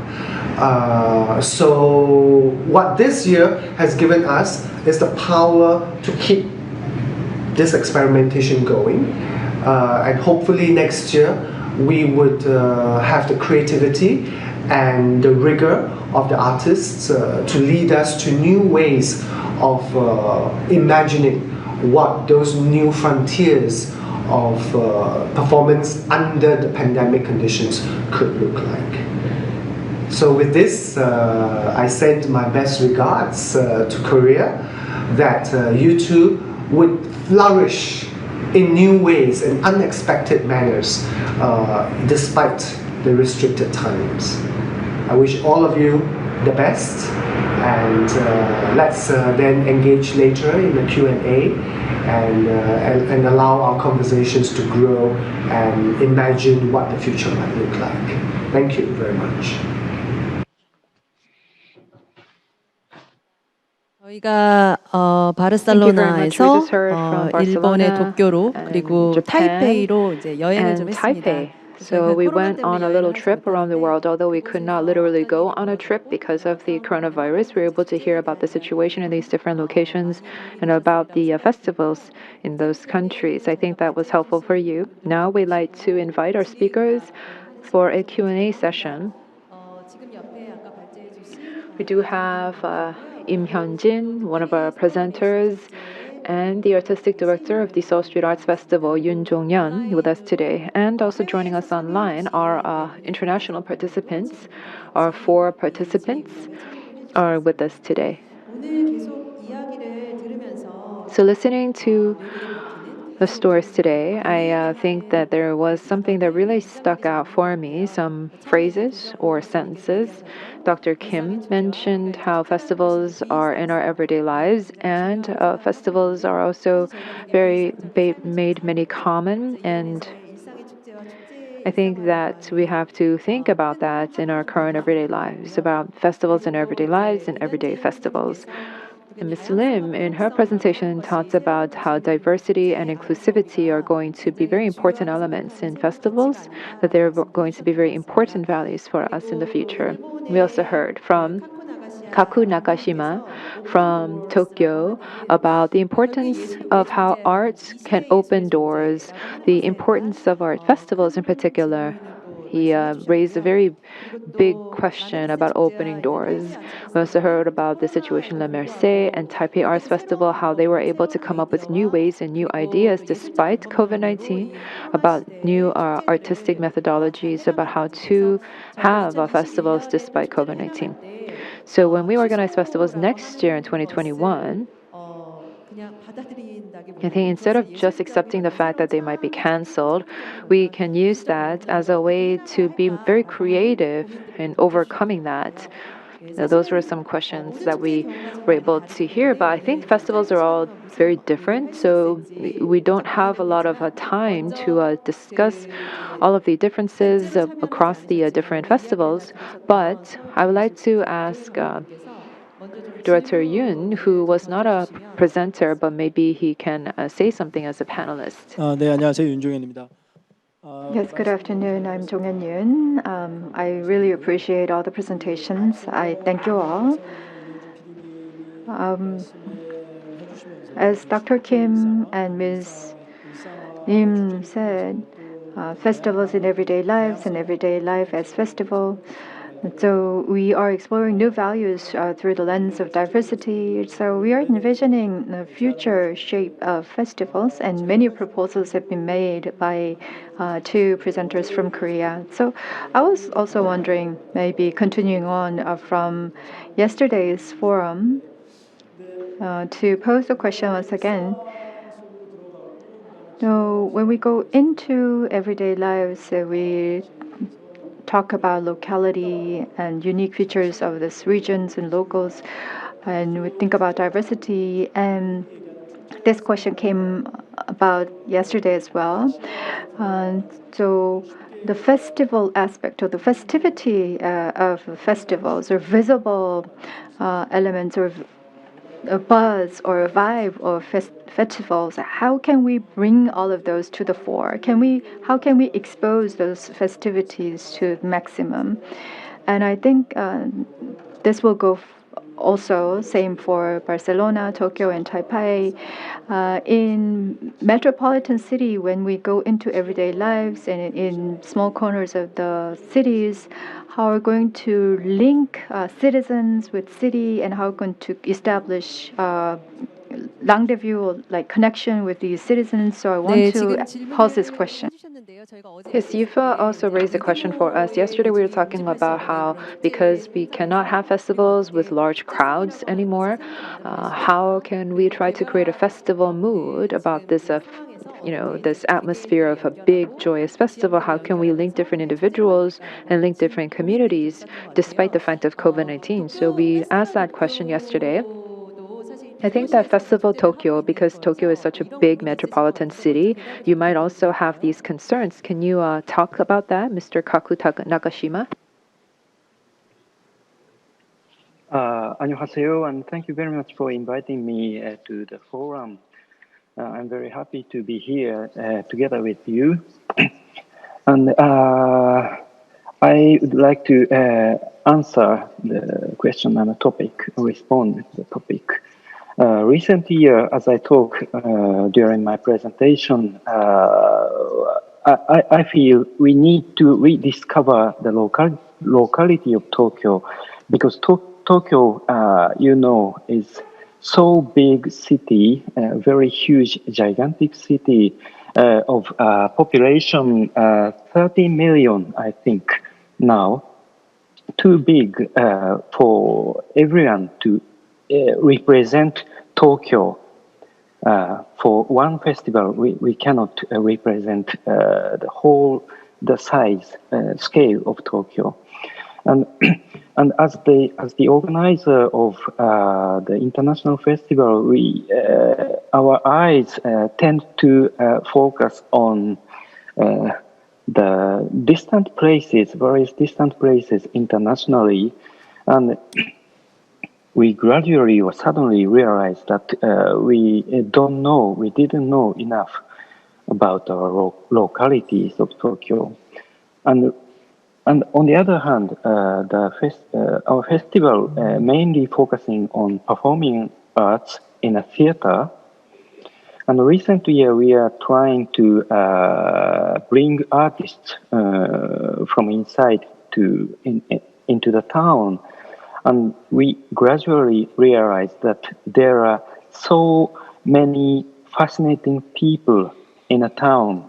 They are not professional artists, they are not artists, but they have fantastic imagination and ideas and skills and experiences. And we need to learn a lot from them. And also artists can contribute in some way to the locality of the local people. And this is what we are going to investigate recent years. Of course, the theater production is very important for us, and also international collaboration and cross-young collaboration is also important. But as a festival in a too big city, we need to open doors to the locality, very, very small, narrow, divided localities of the city.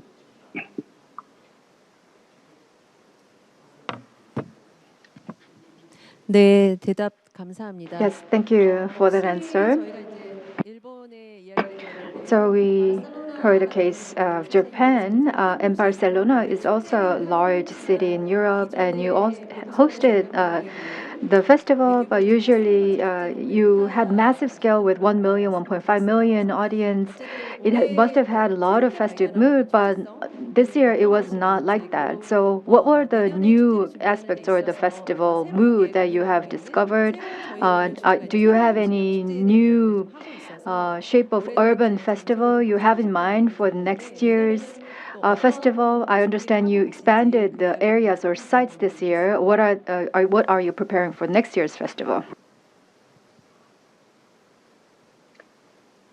Yes. No, I'm sorry. So this question goes to Barcelona. Excuse me. Yes. So just to make sure, because the sound is not so good, the question is what we are preparing for next year, isn't it? Or what about the experience of this year? 아, 네, 지금 잘 안 들리셨던 것 같은데요. 네, 지금 혹시 잘 들리시나요? Well, how is the sound quality now? Can you hear us okay? 네, 제가 드렸던 질문은 So the question I asked was for next year, as you prepare the festival next year, are you coming up with new methodology to create urban festival, new version of urban festivals so preparation for next year's festival? For now, we are not preparing right now the next edition. But for sure, we are now imagining the new artists we want to work with.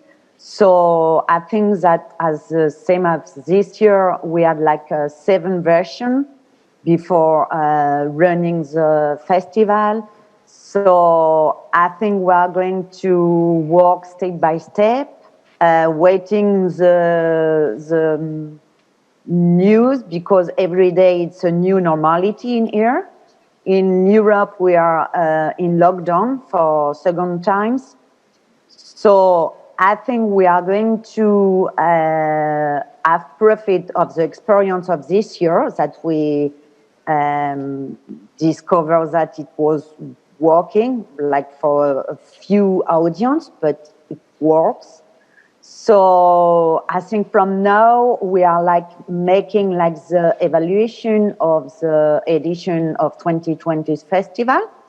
That was end of September, so one month ago at least. And for sure we are hoping to follow with international programming and follow the ideas we had. But I think that it's challenging times and we need to be adaptable, flexible.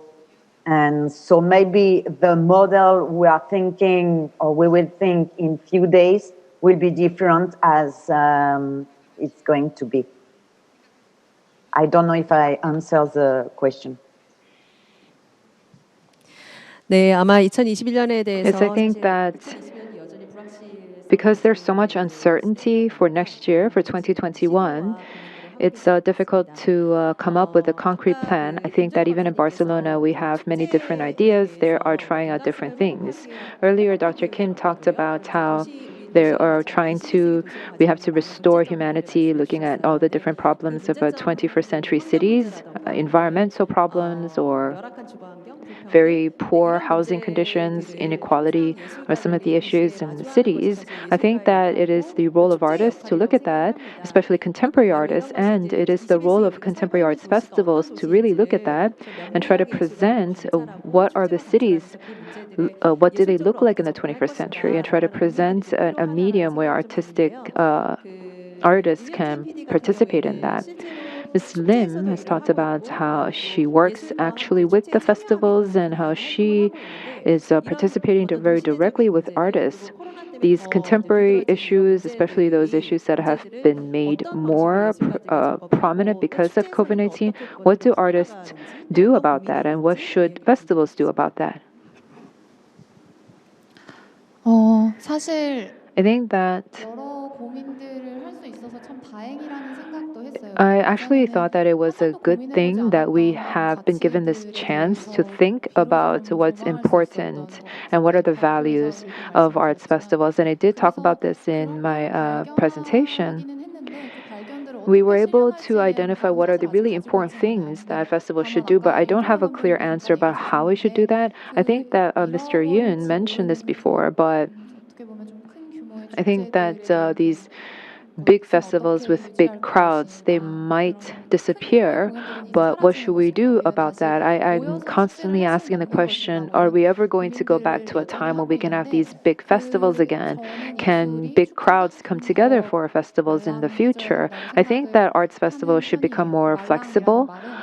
And by that I mean that the festivals should be more resilient, that they should be more sensitive to society and be more responsive to society's concerns, that festivals should be very quick in responding to the different changes in society, that festivals have to do that very well. Both festivals and artistic projects, they should all do that. I think that if we can do that, and if artists can listen to the demands of the times, then maybe with social consensus that we can have artistic festivals in big squares again, in public spaces. Hopefully they will not have to be reduced in 네, size. 감사합니다. 저희가 이제 시간이 Yes, 많지 thank 않다. you. We are running out of time. So there are some questions from YouTube though. So among them, I think in some part, some questions were answered. This question goes to Mr. Hukuyen. You talked about the piece done by Wukat Ting and Jerome Bell. So it was opening piece for the festival. So there was no detailed communication. So the local artist reinterpreted and revisioned the piece. What was the reception of the audience? 네, 타이페이 So this question goes to curator Mr. Tang Nguyen. Yep. Hello. Hi, everyone. Again, the sound was not very good, so I'd like to kind of reiterate the question. The question is about the collaboration with Jerome Bell and Cheng Wukang. Is that right? 네, 맞고요. 그러니까 Yes, 제롬 that is 벨의 correct. 반응과 So the response of Jerome Bell and the reception of the physical audience who were watching the show. It was the opening show of the festival, and it was to the shock of everyone to see a very big stage with only one person standing on stage, and it was with no lighting effect, no spectacle, and then the whole story of the dancer, whose physical training to his dance experience, both abroad and coming back into Taiwan, actually illustrated to the delight of the audience and the critics, the story of the Taiwanese body, how it developed, using both ground resources and roots and identity, and then how it kind of transformed in its encounter with materials and inspiration and training from abroad. So this combination of the dancer's narrative together with fragments of Jerome Bell's work, which talks about in a way, what we call the ontology of theater and spectatorship. This combination was very exciting, and the audience took it very, very well. Yep. So this collaboration would likely mean that next year the festival will continue to work, let's say, like by pushing Cheng Wukang's artistic practice, and his production forward. So we plan next year to continue to work with him. 네, 좀 지금까지 Yes, I think that because we cannot do physical international exchange, I think he presented us with new ideas for international collaboration. I'd like to ask a question to Dr. Kim. I think that artists for street arts and outdoor arts, that they were able to rediscover the cities that they are located in. However, for big cities, for metropolitan cities, they're all looking the same. All big cities around the world, they're looking very homogeneous, like Seoul, Tokyo, London. These cities are changing into a way that's very uniform. Our ways of living, our housing conditions are all becoming very homogeneous. As an expert in the urban studies, how should artists look at the cities that they are living in? How should they observe the cities that they're living in? So this is a sort of broad question, but can you respond to that as an urban sociologist? Can you propose something to artists on how their outlook on cities should be? Can you tell us about that? 네, 오늘 저희 행사의 주제하고 Yes, in relation to the topic of today's forum, if I may offer an answer. So the COVID-19 situation that we are in, nobody can really imagine and foresee how it will unravel. But if we look at the history of cities, we can get a glimpse of answers. Many of the issues are solved with the passage of time. The problems that we expected or unexpected could not expect. I think COVID-19 can resolve with passage of time. And to answer your question, artists can, in this specific situation, have to understand, interpret, and propose an alternative about city. And I think the answer lies in my presentation, which is bringing everyday life quality to festival. Had COVID-19 haven't happened, we wouldn't be able to really appreciate the value of everyday life. And reversely, inside the city, we sometimes evaded or disregard some of the issues that we always encounter in cities. Maybe these can be observed by artists and can be turned into a driving force for the further development or the progression of cities. And environmental issues from cities and a difficult crisis situation for artists can be an opportunity to rediscover the city as we live in. And when the situation of coronavirus is over, I think it will add to the diversity of the art we pursue. So, ironically, I think we can take time to make use out of this COVID-19 situation. I think this is job and challenge posed to urban 네, 말씀 sociologists 감사합니다. and artists 사실 그 together. 어느 때보다 Thank you very much. I think that more so than ever, we are at a position where we have to solve this together. It's very urgent for us to do that, to rediscover cities. Artists and festivals have to try to discover the cities together. And as Dr. Kim has mentioned, urban sociologists like himself can also engage in this process so that we can come up with new types of arts festivals for the city and try to rediscover humanistic elements for these arts festivals and organize festivals and the environment that could incorporate all of that.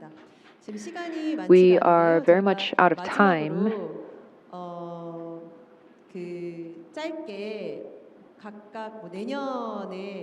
Perhaps you can just briefly tell us about your plans next year and what your festivals are doing.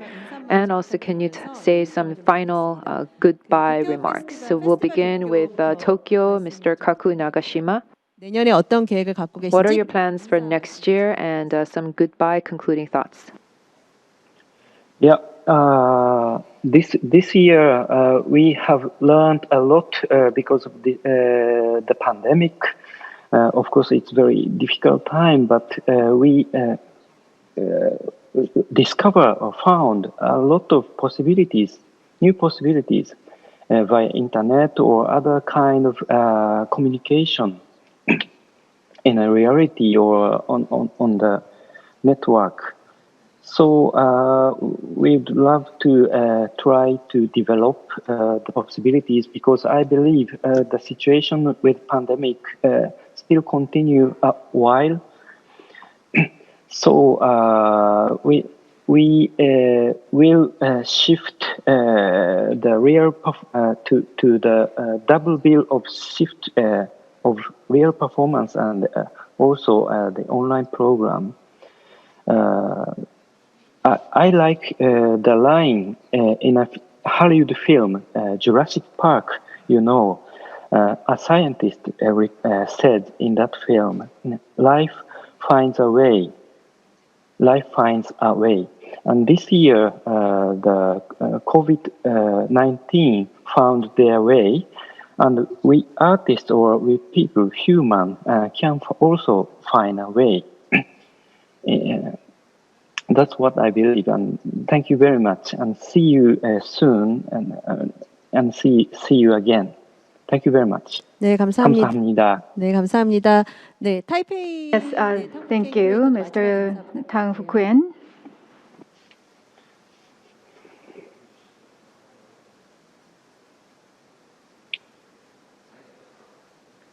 You're on mute. You are muted right now. Sorry. Yeah, this year has been full of challenges, and I'm sure that these challenges will prevail next year, and as life goes on precariously. This year's program have dealt mostly with exhaustion and fatigue and expansion, And next year, I think we'll move towards considerations of care and community. And I want to relook what is global, not in the sense of mobility outside of our national borders, but what is global within the country.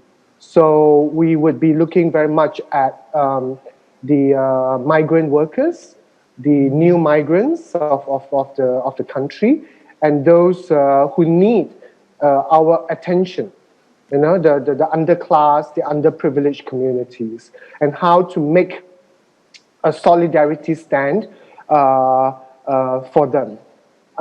At the same time, I also think that we will continue to not be afraid of new technologies, not to be afraid of the VR, of online interactions, but more importantly, to find ways in which we can combine both the live and the digital. And hopefully, we can still continue to go into the theater like this year. So in that, we place the faith in the Taiwan government in ensuring that we'll be immune to the pandemic. Thank you. 네, 감사합니다. 마지막으로 바르셀로나 Thank you. 가장 먼 Lastly, 곳에서 Barcelona, from the farthest location, can you say a goodbye? Yes, goodbye. Thank you so much to invite me to make part of the forum. I feel like nearest to Asia, that I'm the only one who is so far away. Just to conclude, I just would like to say that it's challenging times, as we know. And I think it's important to transform into opportunity for artists and festivals, and thinking together to be more flexible, to adapt. Let's see if we can succeed to be more creative and more open to technologies, because this is the only way that we can be connected at this moment. So I think it's really important to be live and technology, virtually and reality. Just to conclude that in La Merced, we were like very, very happy to be able to do the festival, because we were the only festival in Spain to be able to happen. And to be honest, in May, we were not sure at all that it will be possible to happen. So, yeah, thanks to the opportunity and having the chance to discover local artists, because this edition was much more local.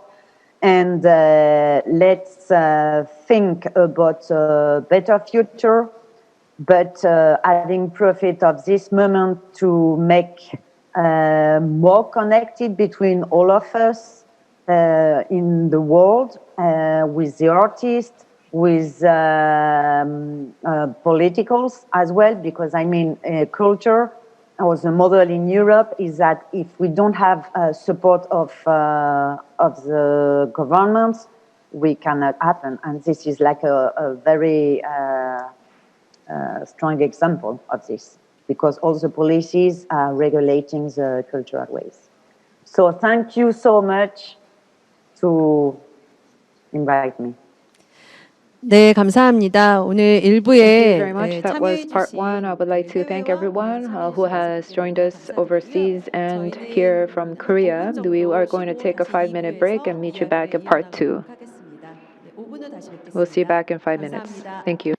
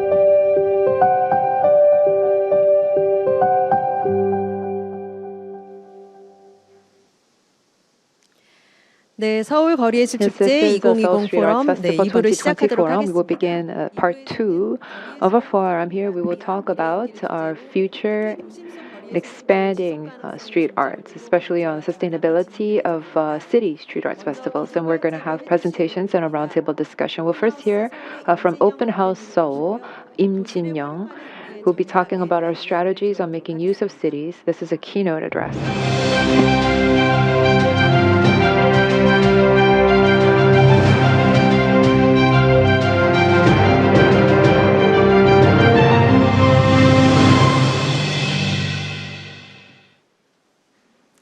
안녕하세요. Hello. 오픈하우스 서울의 I'm the director of Open House Seoul and also the founder of Open House Seoul. My name is Lim Jin-young. It is a pleasure to meet you. Today, I would like to talk about our strategy in making use of cities, play going beyond the invisible borders. I'm going to show you a series of images. This is by photographer Kim Yong-kwan, and you can see different landmarks here in city, the different modern and contemporary buildings and yugwol's architectural design of the city hall, Seoul City Hall. This is a characteristic shot of Seoul. You can also see Gyeongbokgung Palace and Gwanghwamun. You see a different mix of many different kinds of buildings. Very high dense residential area of those high-rise apartments, but also many of those very low-level buildings, as you can see. From Inwang Mountain, you can see all across the landscape moving on to Namsan Mountain.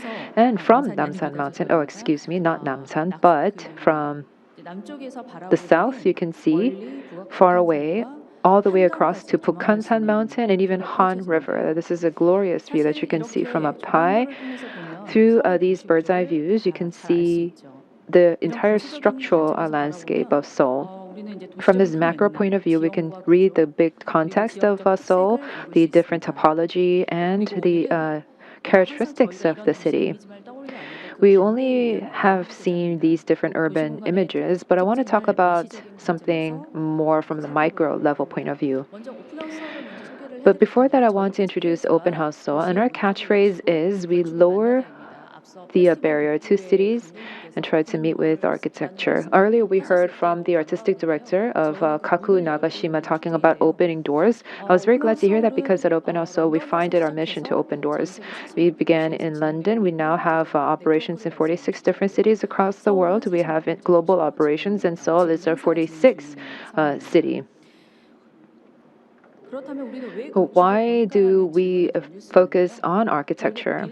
I think that the built environment where we live in, the urban landscape, we have to really understand this landscape, and we believe that to be the starting point of our work.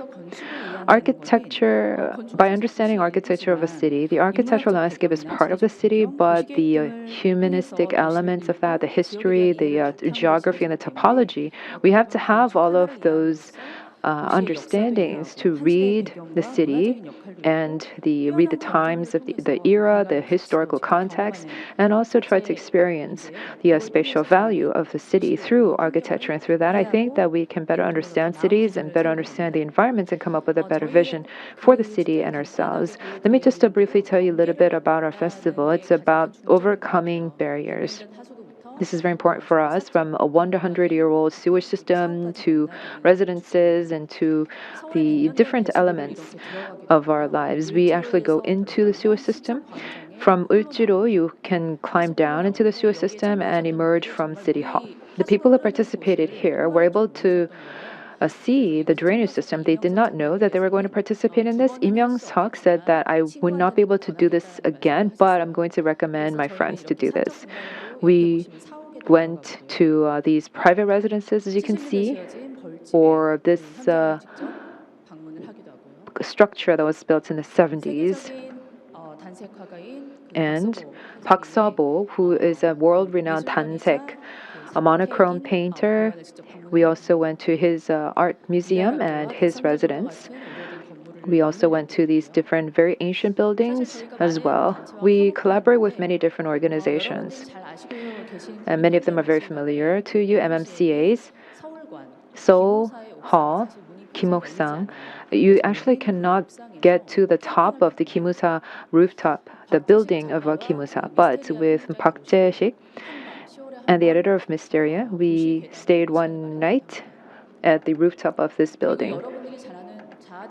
And DDP, which was designed by Zaha Hadid, many people look at these different blank spaces, but we also focus on the megastructure to try to look into the inner workings of the structure. And we got on safety harnesses to climb to the top of the roof and did that kind of a very structural adventure. I think that was the day when the extreme heat wave started. The participants' passion, I think, was more fiery than the fire coming off, the heat coming off the aluminum panels.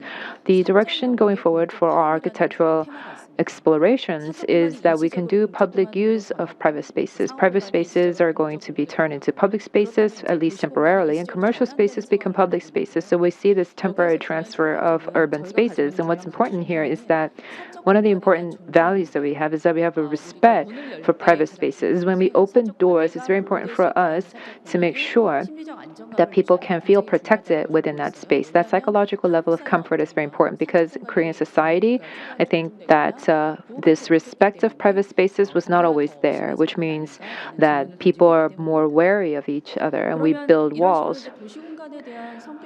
So we thought that it's very important to understand more about these urban architectural elements.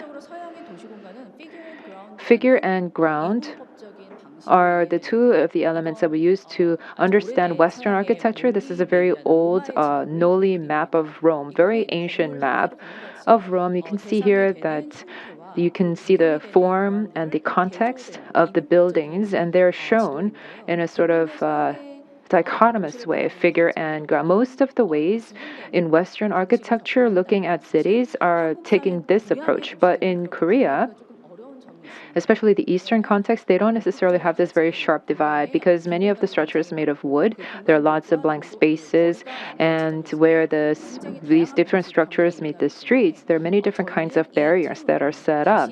So we thought that it's important for us to really understand these different elements in a new way. How are we going to understand the void, these blank spaces? How are we going to study the void in the urban sphere? This is something that Open House Seoul, when we participated in the Void exhibition held at MMCA, we engaged in a lot of research and came up with this. And in this exhibition, when we participated in it, we looked at the concept of void and these empty spaces in the city. There are four different characteristics, four different types of void. One is an open void, another is closed void, another is street void, and rooftop void. This research has been done together with Yum Sang-hoon and Sung Ju-hoon at Yonsei University. As you can see here, this is Pukchon around MMCA. Street void. There are many different street voids in the city of Seoul. So there are these voids between the street and the architectural structures. There are lots of these blank spaces separating buildings as well. So many of these voids that have not been discovered. So starting from street void and moving on to open void. Open void are those visually open spaces that we see all around us.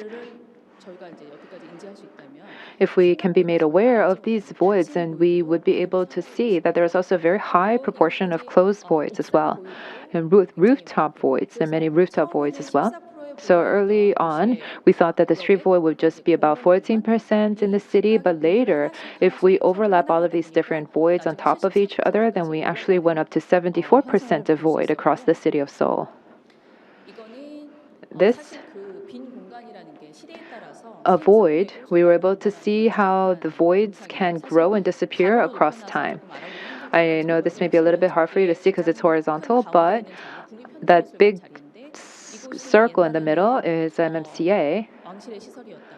In the past, it was Royal Palace, and then during Japanese colonial history, it was a hospital. Modern contemporary era, it was a military structure, and now it's a completely open cultural space. And there is this historical process leading up to that, because the cities are sort of an organism that it continues to change over time. And we're able to see that the city itself is an organism, and this is a very important message that we're able to see.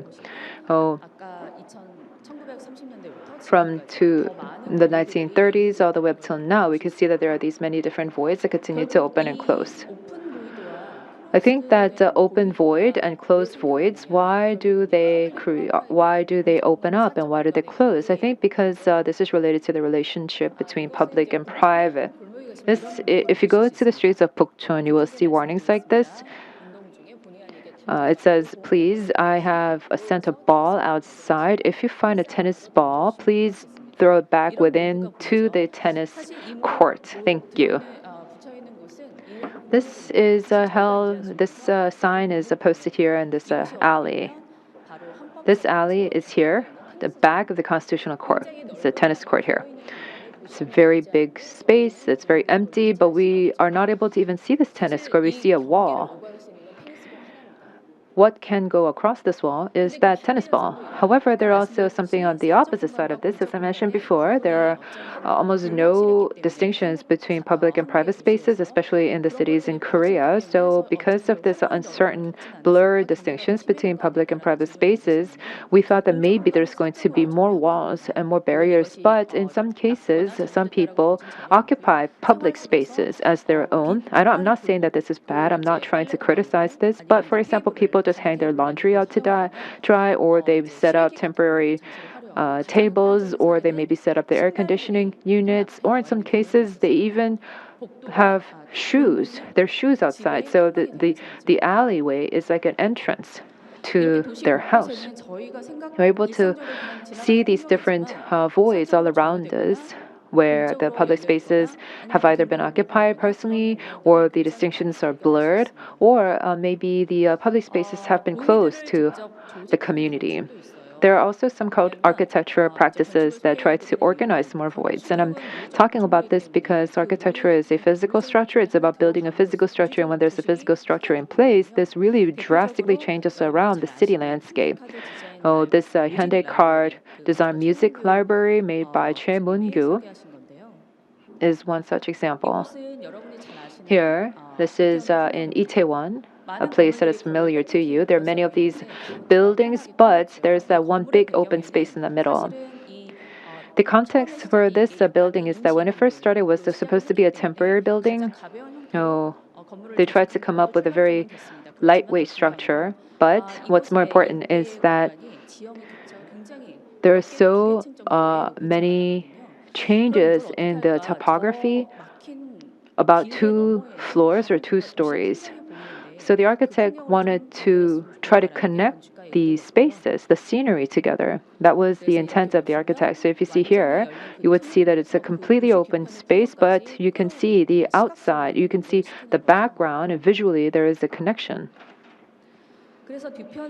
From the back, this is the view that you get. You can see that there is a very high difference in elevation. You can see, however, there is a connection. And here, like this, is a very big void, big blank open space.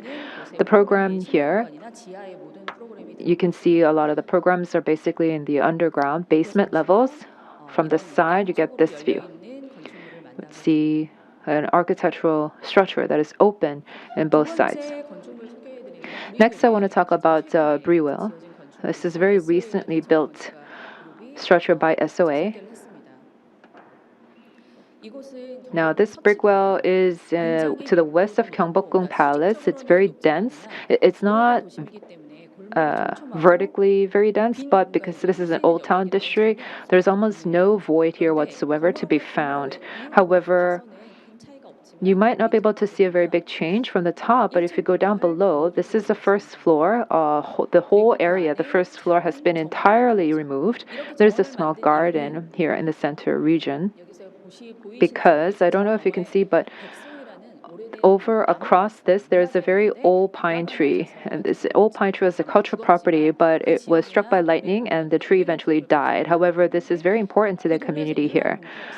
However, this was the only empty lot in this entire area. When this building came in, the architect wanted to preserve that space for the community, and they came up with this circular space and created a sort of a well here. If you look at it on a bird's eye view, then this is the scene that it has.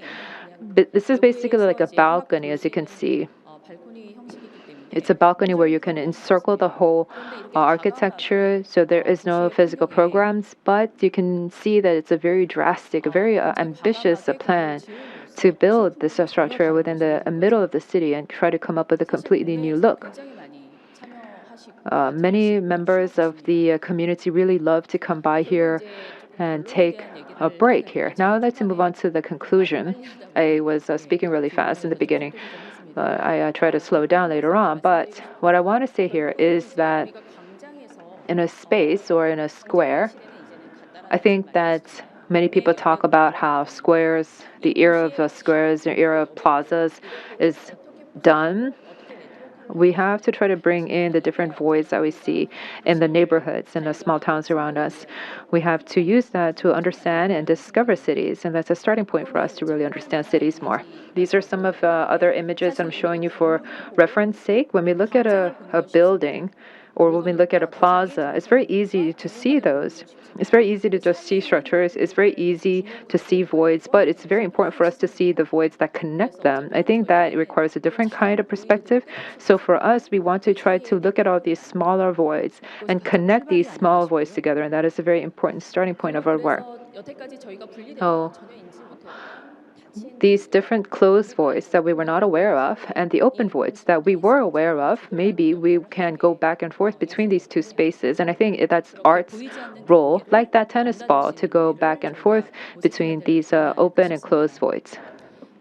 That is what we need to look at. Open House Seoul, together with many different festivals after COVID-19, has been looking at what we should do. Some of the programs have been transitioned to the virtual space. And what's interesting is that many festivals, I think you've also gone through the same thing, but with this change in environment, the city has felt very isolated and we felt this limitation to that. But the open house worldwide, many cities, I think that it was also an opportunity for us to come up with a festival bringing all the cities together because mostly our programs are all site specific.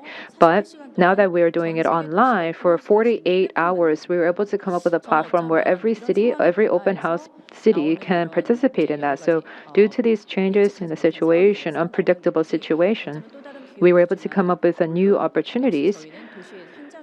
But I think that it's also important for us to remain site specific and meet with the people in the city. And we want to wait for that era to come, but we also have to be very flexible to change. With that, I want to close my presentation. 네, 감사합니다. 광장에서 Thank you very much. 그 많은 보이드들을 From Square Plaza to the neighborhood voids, you have presented us with a lot of tasks and jobs we have to perform. Maybe we can revisit the topic during discussion. So next, we will listen to a presentation about sustainability, environment, and art from Patagonia Environment Team. Team head Kim Kwang-hyun is here to talk about environment and artistic festival, surviving with art and responsible.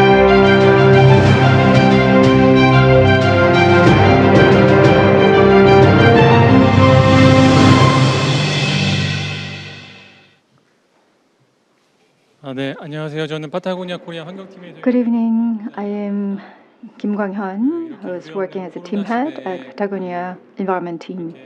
거리에서 예술을 하셔야 되는 분들이 So, amid a COVID-19 crisis, the street artists are standing in front of camera inside this meeting room and connecting over internet. So what we have in this room is, to a certain extent, quite unfortunate, but also fortunate event. Patagonia is a clothing maker, a brand for hiking and trail running and outdoor activities.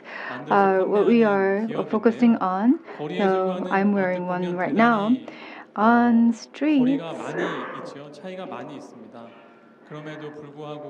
So where Patagonia is worn is quite distant from everyday life streets.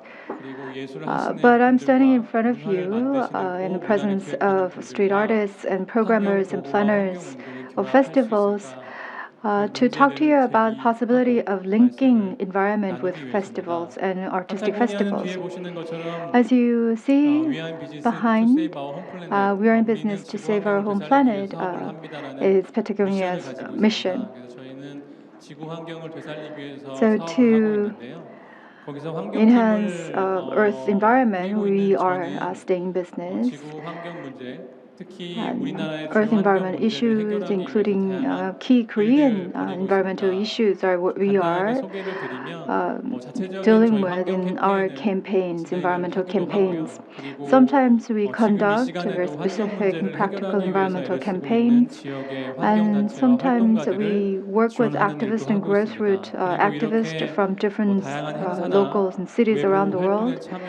And as you can see right now, I take part in different outside events to inspire, raise awareness about the importance of environmental issues and inspire more businesses with us. So to showcase some of the environmental campaigns that we are engaging in, one is Green Heart. When we go to different streams and rivers, we can see 1 or 2 meter long, high weirs, almost 34,000 of them that were not removed after built in 1960s, 1970s. So excuse me, that's 3,000 or 4,000. So 3 or 4,000 of those weirs are not used anymore, but they are not being removed or torn down. So starting from September, we are conducting a campaign so that all the weirs can be removed and eliminated. And the next picture depicts the one-man protest that I have also participated for river-related environmental issues. So we are working on river stream-related environment campaigns. And second one you're seeing is that there are a lot of grassroots activists who are working to rectify any wrongdoings done to the environment. Though we are continuing with the assistance that we offer them. Some people, there were an activist who were building a house on top of a tree to protest against deforestation. And recently, in order for Blue House to understand better the environmental issues experienced by Jeju Island, many Jeju activists traveled to Seoul, and these activities and protests are supported by us as well. So it's street protest or one-person protest. So I sometimes take part myself, and I sometimes draw plans for them. So this question always follows when we think of a protest. The images that come to our mind is shaving one's head, or water cannon, collision, or violence. So usually negative images are conjured up usually. So in order to, because of these, we lose possibility of building consensus with more broader general public. And we also see youngsters and younger generation hesitate to come out and hit to the street because of these negative images. So I was welcoming this invitation because street artists, the performers, or installation artists, they look at the world from different sensitivities than ordinary people. So paintings, performance, and pictures, and different shapes and forms, what they have experienced are expressed. So regarding the environmental crisis that is being underway, will be of keen interest by all of these artists So I plead to all the artists who are watching online and all the street artists who are also engaging in this forum that the environmental activism and its direct actions to protect the environment are there any chance to combine environment activism with street arts so that it can be turned into so that the protest can be turned into some kind of a festival so that ordinary people who are interested in environment can come out to the street and enjoy the festival and joyfully engage in the activity to better the earth environment.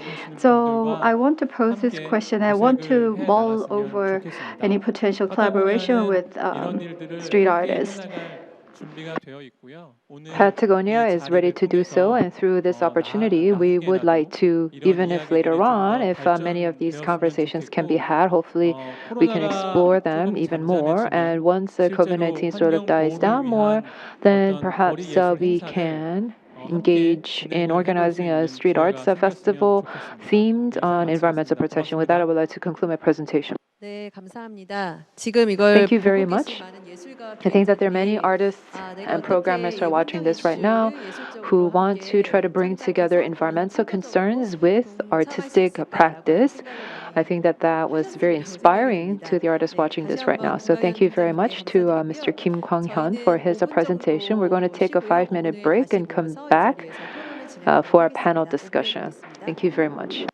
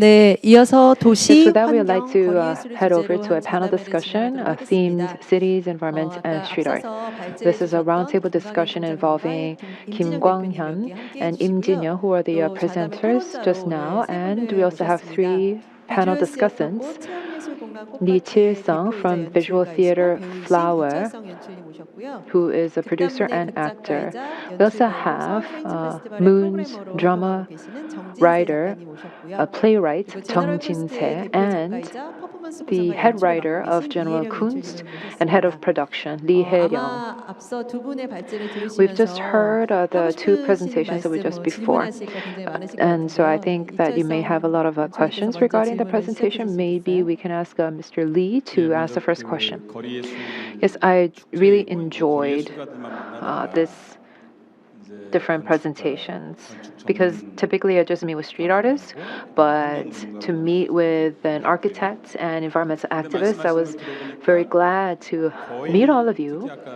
But listening to your presentations, I feel that especially for Ms. Lim, your concerns are very similar to what our concerns are, which means that we really have to collaborate with one another. So that's the first impression that I got from the presentation.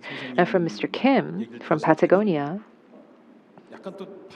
I thought that I had a different idea because the environment is very important. It's such a strong message. How can art meet with that? Because it's a very hard or sort of a hardline message, and art is more soft line.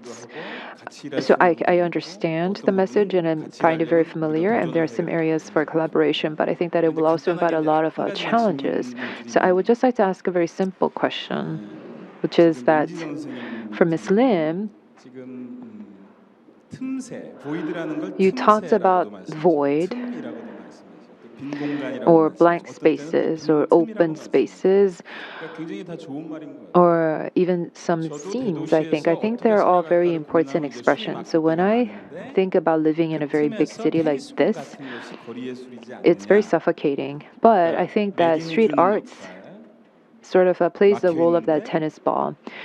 It can be a mediator that can allow you to go in and out to those spaces that you cannot even see. The tennis ball can invite curiosity and it could invite questions. And I thought that that was really appropriate, that metaphor of a tennis ball for street arts, which means that for the architectural community and for different architectural festivals, you're also going through the same challenges that we're facing, converting to the online space.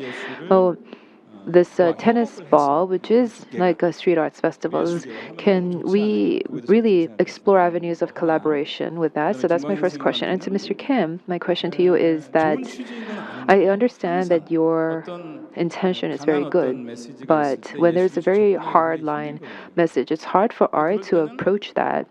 In which case, maybe we should not approach it in terms of the message, but maybe if you can provide us with a space for us to play in, that would be great. So maybe a sort of like an environment that's optimized for collaboration, maybe we can meet there and play. So I understand your message, but if I were to just go a little bit more, what is the proposal that you would want to make to the artistic community? I think that that would allow us to take a step closer, and perhaps this can allow for more collaboration going forward. So first of all,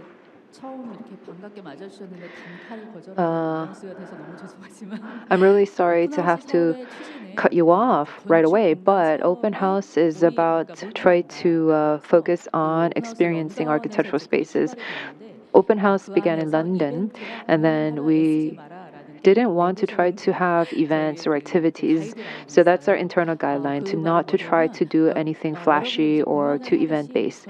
So this means that like the way that you have different artistic projects, we want to try to read the intention of the architect. We just want to experience the architect's intention. And that's the intention of Open House Seoul. And as you mentioned, to try to collaborate with us, I think that that's very important. Because for architecture, architectural photographs, you don't really see people, you don't see humans. I think some photographers are sort of escaping from that mold, but most of these photographs of architecture they're very hard and rigid. You don't see a lot of energy or dynamism. You don't see a lot of people there. So that's why we want to try to have more of that. And because the artists are usually working on a site-specific manner, I think that we can bring that together and maybe try to program something new. I think that you said that I'm an environmental activist, but I definitely am not. I am an office worker. I get paid a salary from Patagonia, but Patagonia's brand slogan is to try to restore the global environment. So that's why I focused on that message in my presentation. You said that this is a very hardline message. I think that's because I was very strong in my presentation, but there are many different environmental issues. They're all sort of different. And I think that there might be different areas where we can definitely cooperate with each other. And you came up with a very appealing idea, but because we're a corporate entity, when we organize an event or activity, I think that one of the things we can do is to fund the event or activity to allow for artists to really play in a space if there are any materials or resources or a space that you need. And I think that we can provide support in terms of funding, depending on the environmental concern. We can talk about what kind of issues we want to talk about and sort of meet our direction. Yes, sponsorship for different events are very appealing. So the environment and other issues require collective wisdom. Only then we will be able to reach new solutions. And I also want to give the floor to Mr. Chung. Yes, as was just said by Mr. Lee, I always wanted to meet these experts from two disciplines that are represented here. And as I listen to the presentation from Open House, I feel almost threatened. Street artists explore city and understand city. So the starting point is the same, but the way we continue with the narrative or the approach is very different. So as from a perspective of street artists, I feel almost threatened. There is a reason. From an architect point of view, when you look at a city, it is almost like a dry approach employed by documentaries.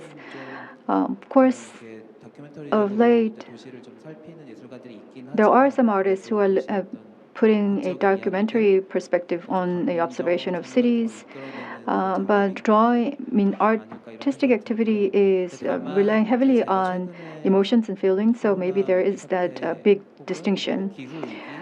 Recently, COVID-19, ecological, environmental crisis, so these are the things that I experience. I sometimes experience skepticism as a street artist. So what is the city? What is this outcome of human civilization? So are we just looking at the outcome that is accumulated with time? You also talked about private and public spaces, but maybe that is also a manifestation of visibility of spaces that is derived from democracy. So can we go beyond that? As I explore city and understand city in a thematic way, I think architecture and art are also hitting similar sets of limitations. So how are you overcoming those limitations? And after you understand the cities, do you come to a new awakening or new new findings about cities. So I am coming from a little bit negative light, so but nonetheless I want to pose these questions. In a similar vein to Mr. Kim,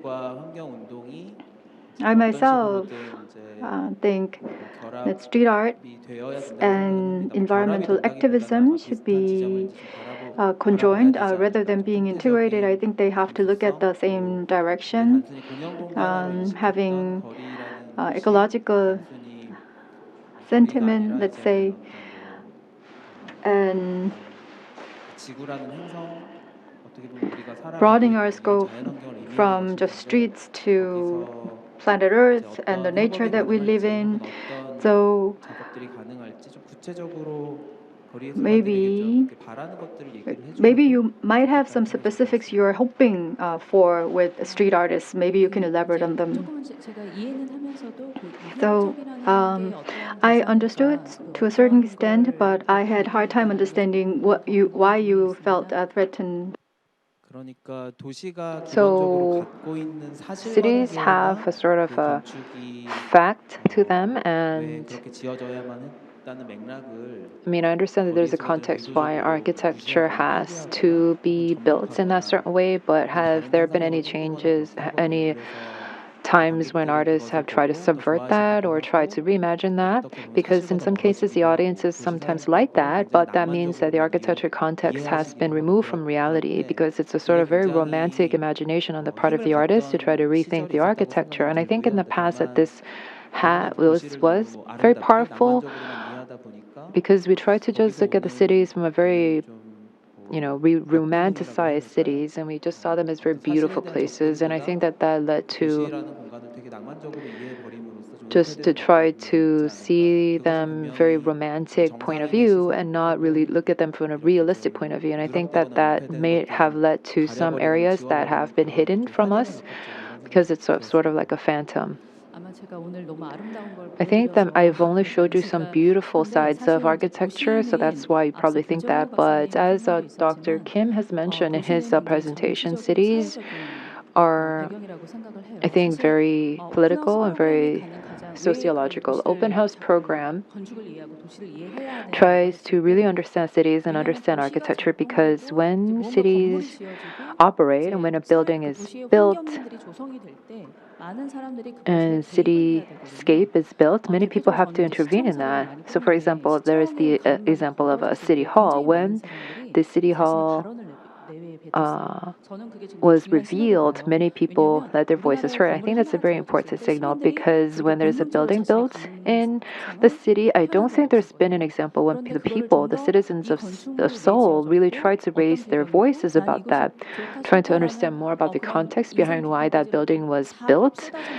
I think that all of those criticisms and praises have to be heard so that we can really understand more about architecture. Public and private spaces are really wrestling together, and I think that there is a space for citizens to make their voices heard. So when we organize programs, we look at very good architecture and quality architecture. And that's something we want to show. But if there's a very controversial areas, we want to include in the program as well. I did briefly talk about Miralakyung, but when there was a controversy over building a school for special needs children, I think that this Mira school that was built 20 years ago had a reopening to tell how there are many of these positive functions that the school played. And this allowed for a social revisiting of the school. So yes, it's very important to look at beautiful architecture, and that's clear because most people, when asked about what is good architecture, they don't really know how to explore that question. So we can provide some explanation for that, but we also want to try to educate people to understand architecture better. So I'm not really well versed in art, just ordinary office worker on payroll. Though I dare to propose any idea to street artists, I'm very cautious here. But if I may share my personal opinion, environmental issues are multifaceted and very broad scope. What's most urgent and important is the one felt by different individuals, the one that is actually experienced by citizens. So if any street artists think that this gets to me, this environmental issue is really serious, I want to look at this from artistic point of view, maybe that can be a good starting point. It can be elongated rainy seasons, or it can be coronavirus, or fine dust that repeats every spring or every spring winter weather. Or maybe you can look at different garbages running around the streets. So if there is anything that makes you feel uncomfortable, if anything that gets on your nerves, and if you find anything that you want to contribute to solving, we are here to help you. Patagonia is keen on holding a street art festival or kind of event that dealt with environment issues. Yes, for Ms. Lee, I think that in your work, you do a lot of work that may not be necessarily related to the environment, but if you can tell us any questions or comments that you have based on the work that you do, your discipline. I also enjoy the presentations. And I think that the other discussants asked a lot of the questions that I wanted to ask, and the answers were also something that I wanted to hear. So just want to briefly add to what's already been said. I think that the architectural programs are very similar to what we do as street arts, but architecture has a very different starting point. From street arts, some artists that I know who majored in architectural design, they studied and majored in architectural design, but they decided not to become an architect, but become an artist because they felt that architecture is very sort of like a dictatorship because the architect has all the decision-making authority, whereas with street arts, you sort of break away from that mold and you open up many different areas and the work is more flexible in that manner. But listening to your presentation, I feel that maybe architecture can maybe be felt like a dictatorship to some people, but some architecture can also be more open and inviting to other people. And what I would found to be really interesting from your presentation is you talked about the different spaces and the voids and the small alleys.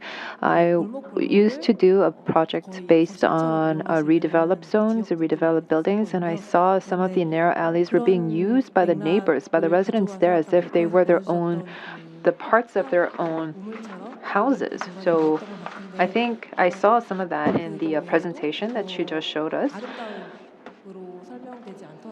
And although they might not look necessarily beautiful, I think there's a lot of human intervention in some of those spaces.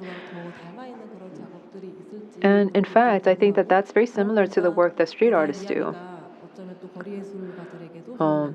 Hopefully this can be provide some inspiration to street artists. So if you can maybe tell us a little bit more about that. I think this is similar to what Chung asked in his discussion. And you said that example of the school for special needs children was a good answer ready for me, but if you can say something else about that. And also, I am very interested in the environment. I don't think you don't have to really talk about that explicitly to know that you have an interest in the environment, even if you're not a protester about it. I began getting an interest in this because today, because I've also done a lot of commercial musical planning and organization, because after we're done with the theater production, the props and the stage, they're not recycled, they're not reused. So I don't know if I was producing a theater production or producing garbage. Perhaps the street arts can be a way for us to make use of what's already in the streets and interact together with audiences, who are already there. So rather than asking a question or commenting, I think that you can find a very good area where our disciplines can overlap, and maybe that can provide a lot of inspiration to the people watching this right now. So I don't necessarily have a question to that, but I would like to hear what your thoughts are. Oh, I'm sorry. I think I'm very nervous because I'm kind of running low on ideas. But I think that the Mapo Bichuk Kiji is similar to you in the 70s and 80s when there was the oil crisis. Korea wanted to try to have all these oil reserves. There were 4 oil tankers that were there. I think at the time they were enough for months, but now you can only use that for one day. Those tanks were later emptied, but because there were some safety and hazard concerns, they were later repurposed. Recently, Seoul has tried to do a lot of different public art projects, which are very similar in that regard, because Seoul has many of these public art programs, and because of reconstruction and redevelopment becoming a new sort of controversy, there are many projects that want to make use of existing architectural buildings. But I feel that when all architects really try to think about public good, public interest, they try to approach that from that point of view. So even when you build a private residence, which is very private, they think about how they should design the house where it meets the street. They try to give a good impression to the people who come by, maybe try to provide a little bit of a void between small residences, even private residences, and where they meet the buildings, where they meet the streets. Well, there are many of these different examples.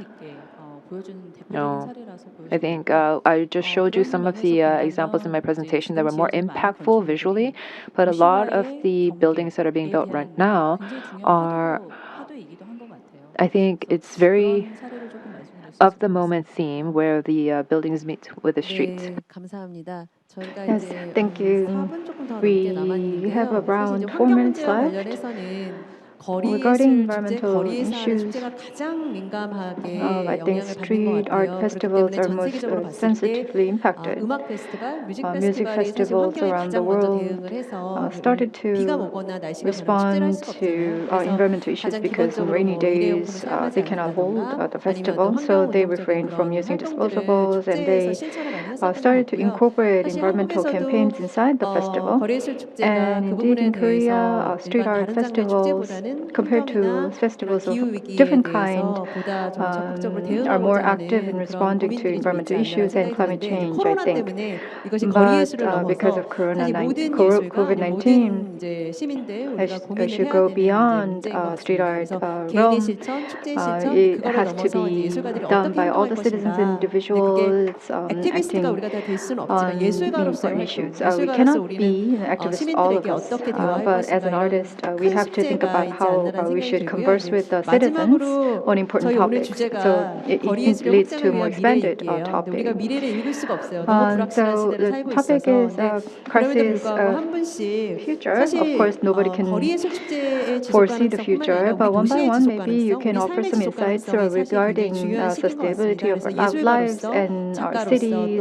So as a writer, as a programmer, as a director, as a producer, as an environmental team head, for sustainability, how should we look at cities and what it is needed? So can you touch upon this topic one by one, and we will draw to close.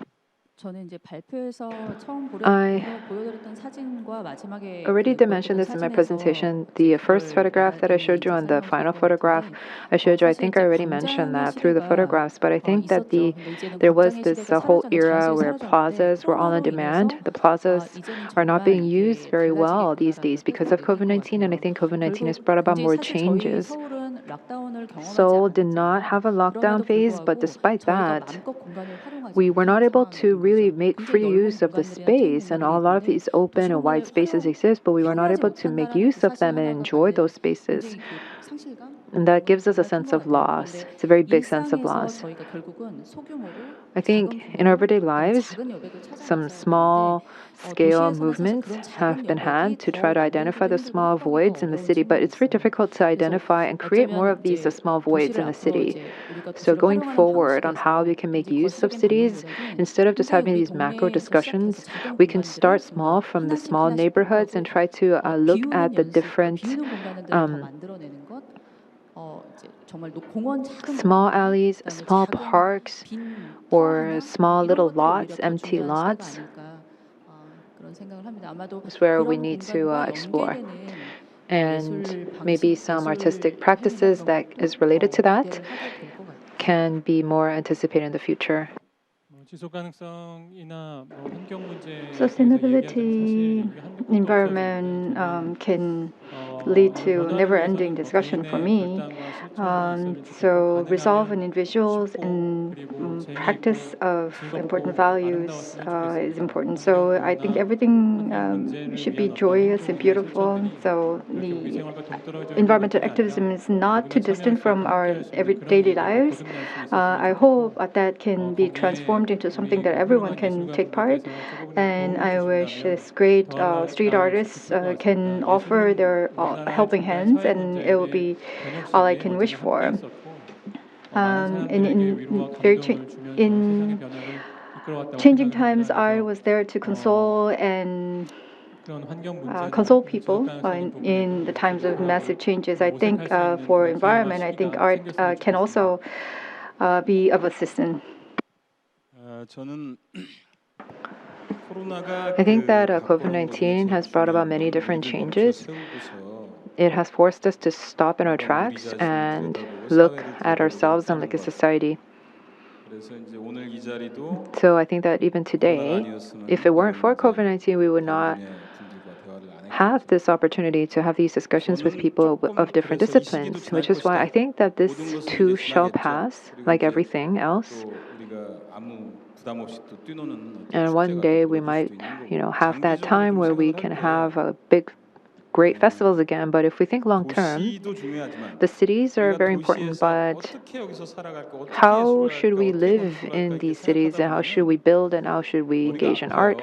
If I think about that, I keep getting these headaches because you keep trying to search for these voids and these open spaces, which I think is also very important. But seen from the bigger picture, I think it's also important for us to leave the city, because if you don't like the city, you can just leave it. We don't have to keep trying to identify small voids in this very densely packed city, or maybe we can broaden the concept of city. And the reason I say this is because I've been engaged in some artistic practices in Daebudo, which is in Ansan. It's part of the metropolitan region, but there's all these massive fields of reeds and mudflats and metasequoia planted trees, trees planted fields, and we were not able to discover that. So with street arts, I think that we should try to identify these alternative spaces outside of the city and be more aggressive about that. It's very easy to do distancing there too. So instead of just talking about environmental concerns in the city, maybe we should try to look more broadly, incorporating the city in our view.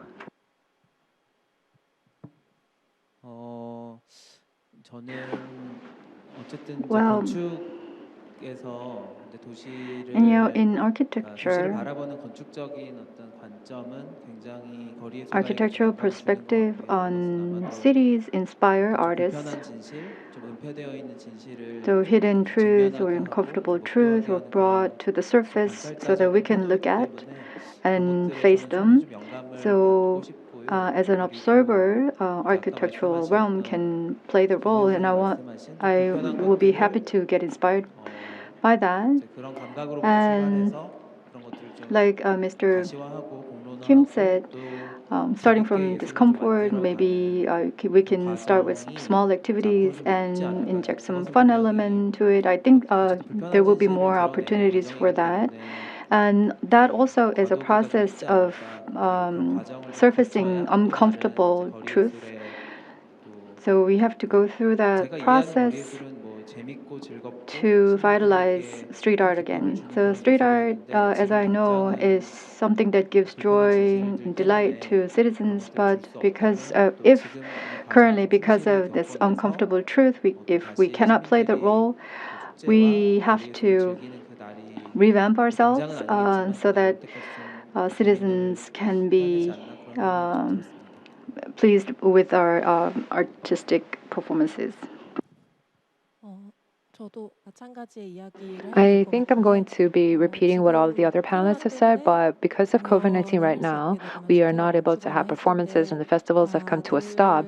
And when that happened, I think that everybody has all said that we want to go back to the old days. I want to go back to the past. That's what everybody's been saying. But I feel that no matter how much I think about it, I don't think that that past is not necessarily very safe or comfortable. I mean, we can think that it's going to be very convenient, but that past also had a lot of problems. And as what Chong said, there were all these inconvenient truths that just were not exposed. But right now, because of COVID-19, I think that we are seeing them more exposed or sometimes even more hidden. So I think that going forward, when we think about the future of street arts or festivals, we might think that something was normal or that something was ordinary, but instead of just getting that bad, we have to try to reimagine and look at it from a new point of view. And I think that's very important for us to do that during these challenging times. And with that, I would like to conclude my comments. Yes, thank you. So starting from yesterday, for 2 days until today, we talked about street arts and what are the new exits that is open to us. So in fact, because of COVID-19, we have experienced grave difficulties, and like was just mentioned, many are thinking, can we ever go back to the past or the old days? But we never stopped in the past, so maybe this short suspension will give us an opportunity to elongate our longevity, let's say. So we are looking at this crisis as an opportunity. So we are suffering because of coronavirus, but because of COVID-19, we ask ourselves new questions and we're getting new food for thoughts. So environmental issues, as well as how street arts look at the city and our lives. And we also need to think about continuing on with the sustainable art activities with the presence of spectators and audience. So for 2 days, we have engaged in very important and fruitful discussion. And I thank all the panelists and presenters, 5 panelists who have shared their insights and experience. And many audience were also attending the forum for 2 days via YouTube and online. I think you might have some complicated thoughts left to you as a programmer, as a festival organizers, as artists. We are left with a lot of questions to answer. More than anything, I think we stand in solidarity. We have to be together. We are here together with environmental activists, architects, and programmers. Maybe we can create and reinvent new types of street arts festival. With that, I want to conclude today's long forum. Thank you very much.